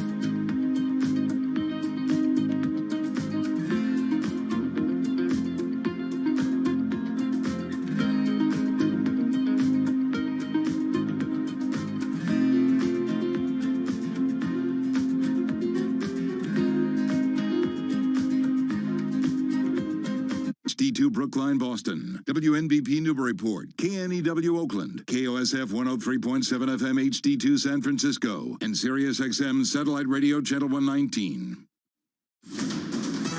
Markets, headlines, and breaking news 24 hours a day at Bloomberg.com, the Bloomberg Business app, and at Bloomberg Quick Take. This is a Bloomberg Business Flash. From Bloomberg World Headquarters, I'm Charlie Pellet. The U.S. two-year yield exceeded the 10-year for the first time since 2019, inverting yet another segment of the Treasury curve and reinforcing the view that the Federal Reserve rate increases may cause a recession. 10-year right now, 2.38%, two-year, 2.36%. So what might it suggest for the Federal Reserve? Subhadra Rajap is head of U.S. rate strategy at Societe Generale. She was interviewed this morning on Bloomberg Surveillance. So I don't think that there's any sort of a magic number that we're watching. What typically tends to happen is when the curve gets flat or inverted, you tend to see that in about a year's time, or a year's lag, I should say, you start seeing a meaningful slowdown in growth. And so, the inversion starts, first in the back of the curve typically, and then as we progress, it starts moving towards the front end of the curve. Now you see the 2 part of the curve. Chair Powell is looking at the 3-month 10-year part of the curve and saying that part of the curve is not inverted, so we're not concerned. Equities higher across the board with the S&P up 36 right now, up by about 0.8%. We've got the Dow up 176, up 0.5. NASDAQ up 213, a gain now of 1.5%. Again, 10-year yield 2.38%, 2-year yield 2.37%. Spot gold down 0.3%, 19.16 the ounce, and West Texas Intermediate crude down 1.3%, 104.55 a barrel. Apple shares higher now for an 11th day, up by 1.4%. Robinhood market shares jumping after announcing plans to extend the trading day for its customers by 4 hours. Robinhood up now by 25%. I'm Charlie Pellet, and that is a Bloomberg Business Flash. This is Bloomberg Business Week. Insight from the reporters and editors who bring you America's most trusted business magazine, plus global business, finance, and tech news as it happens. Bloomberg Business Week with Carol Masser and Bloomberg Quick Takes Tim Stenovic on Bloomberg Radio. All right, live from the Bloomberg Interactive Brokers studio, we are streaming on YouTube. It is Tuesday, March 29th, 2021, just a few days away from that jobs report and April Fool's Day. Yeah, nothing that happens Friday I can take seriously. I know, right? Yeah. We're already getting warnings, like, watch your emails for April Fools. Maybe they won't do it this year, those companies. Oh, I love the way you think. We're bouncing around today, but we do know we've seen a little bit of a bounce back, optimism over peace talks between Russia and Ukraine, although they have come to an end, at least for the moment. But man, everybody's talking about the yield curve.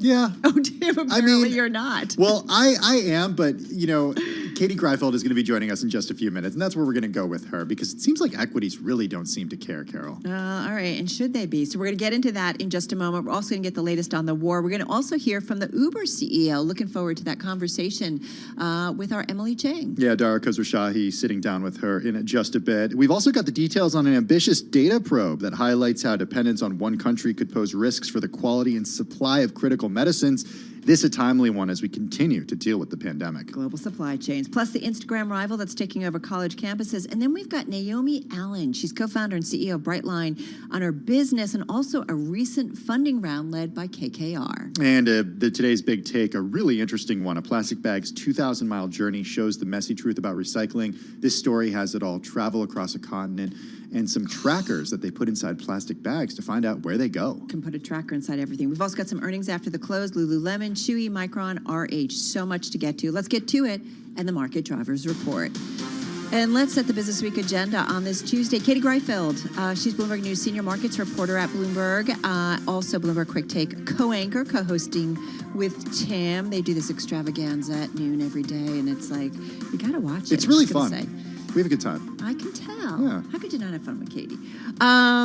Katie's here in our Bloomberg Interactive. We got to start with that 210 inversion for the first time since 2019. Big deal? It could be a big deal. So we did briefly cross into inverted territory. We're looking at the spread between 2-year Treasury yields, 10-year Treasury yields. It got 0.2 basis points below negative. So slim, and now 0.2 basis now points? it's 1 basis point above, but of course it's the depth of the inversion that matters. It's the length of the inversion, but we'll see. What do you mean by depth and length? Like how far below it goes. So if we go back to the 2019 episode, it got almost 7 basis points below positive territory, so 7 basis points negative.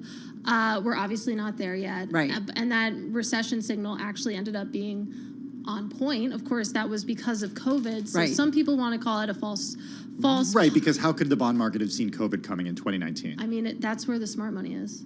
Well, in any case, it's true though. I mean, you make a really good point about this not being a perfect indicator. It's not perfect, but it's pretty good. If you go back decades, it tends to be a year to 2 years after the yield curve inverts that you do see a recession.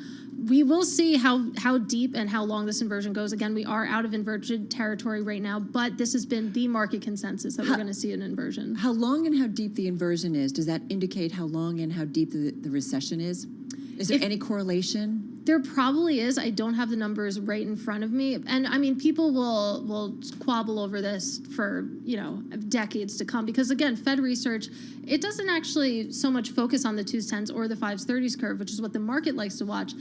Fed research focuses on the 3-month to 10-year yield spread, which is we got steepening. schooled from Michael McKee on that recently, all of us. I will say, though, if there's actually a note from TD out right now that spread isn't as relevant right now because the 3-month yield is so tied to where the actual Fed funds rate is, which hasn't even started to move that much yet. We're only 1 hike in. Well, and the other thing I think, which is tricky, as you say, right? You can have the inversion and we don't see the recession for 1 to 2 years out. I mean, that's a long time away. This is why Fed policy is tricky at a moment like this, because if they overdo it, that could potentially lead to a much more severe recession down the road, right? Because Fed policy takes a while to kick in as well. Right, exactly. And I mean, the slowdown that this curve is maybe forecasting, again, it wouldn't be for another year, which is probably why you're seeing stock markets completely shrug, just not caring at all. It's remarkable, actually. You saw the S&P 500 take a leg higher in the last hour or so. But if you look at what happened back in 2019, this curve inverted on August 14th, 2019, the S&P 500 finished almost 3% lower that day. So it is kind of remarkable to be talking about this and watching stocks. What do you think's different right now? But then we went up to a record. Yeah, we did. Sorry. Carol, I want to talk about the yield curve in equities, okay? Oh my God, I'm She's living so in a bizarre excited. world when Tim says, I want to talk about the... That's where I am right now. Yeah. Katie and I set up some time next week just to talk about bonds. It's huge. Monday, 9 a.m. Yeah, we're looking forward to it. I think I'm busy.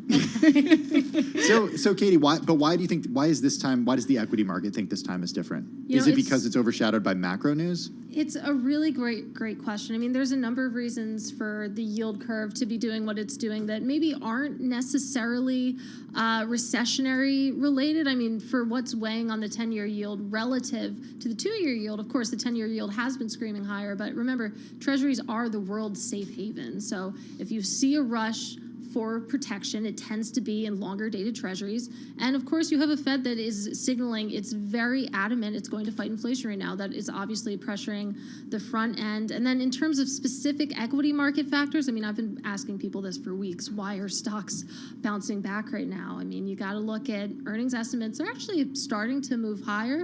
Corporate America is theoretically going to be in okay shape going forward. And Carol, just to bring it back, it's not until a year to 2 years after that you do see the slowdown. So if you sold your stocks right now, you could be missing out on a lot of gains. That's the tricky part here. All right, good stuff. Certainly sets us up for some really smart discussions throughout the next hours. Couple of hours, 3 hours.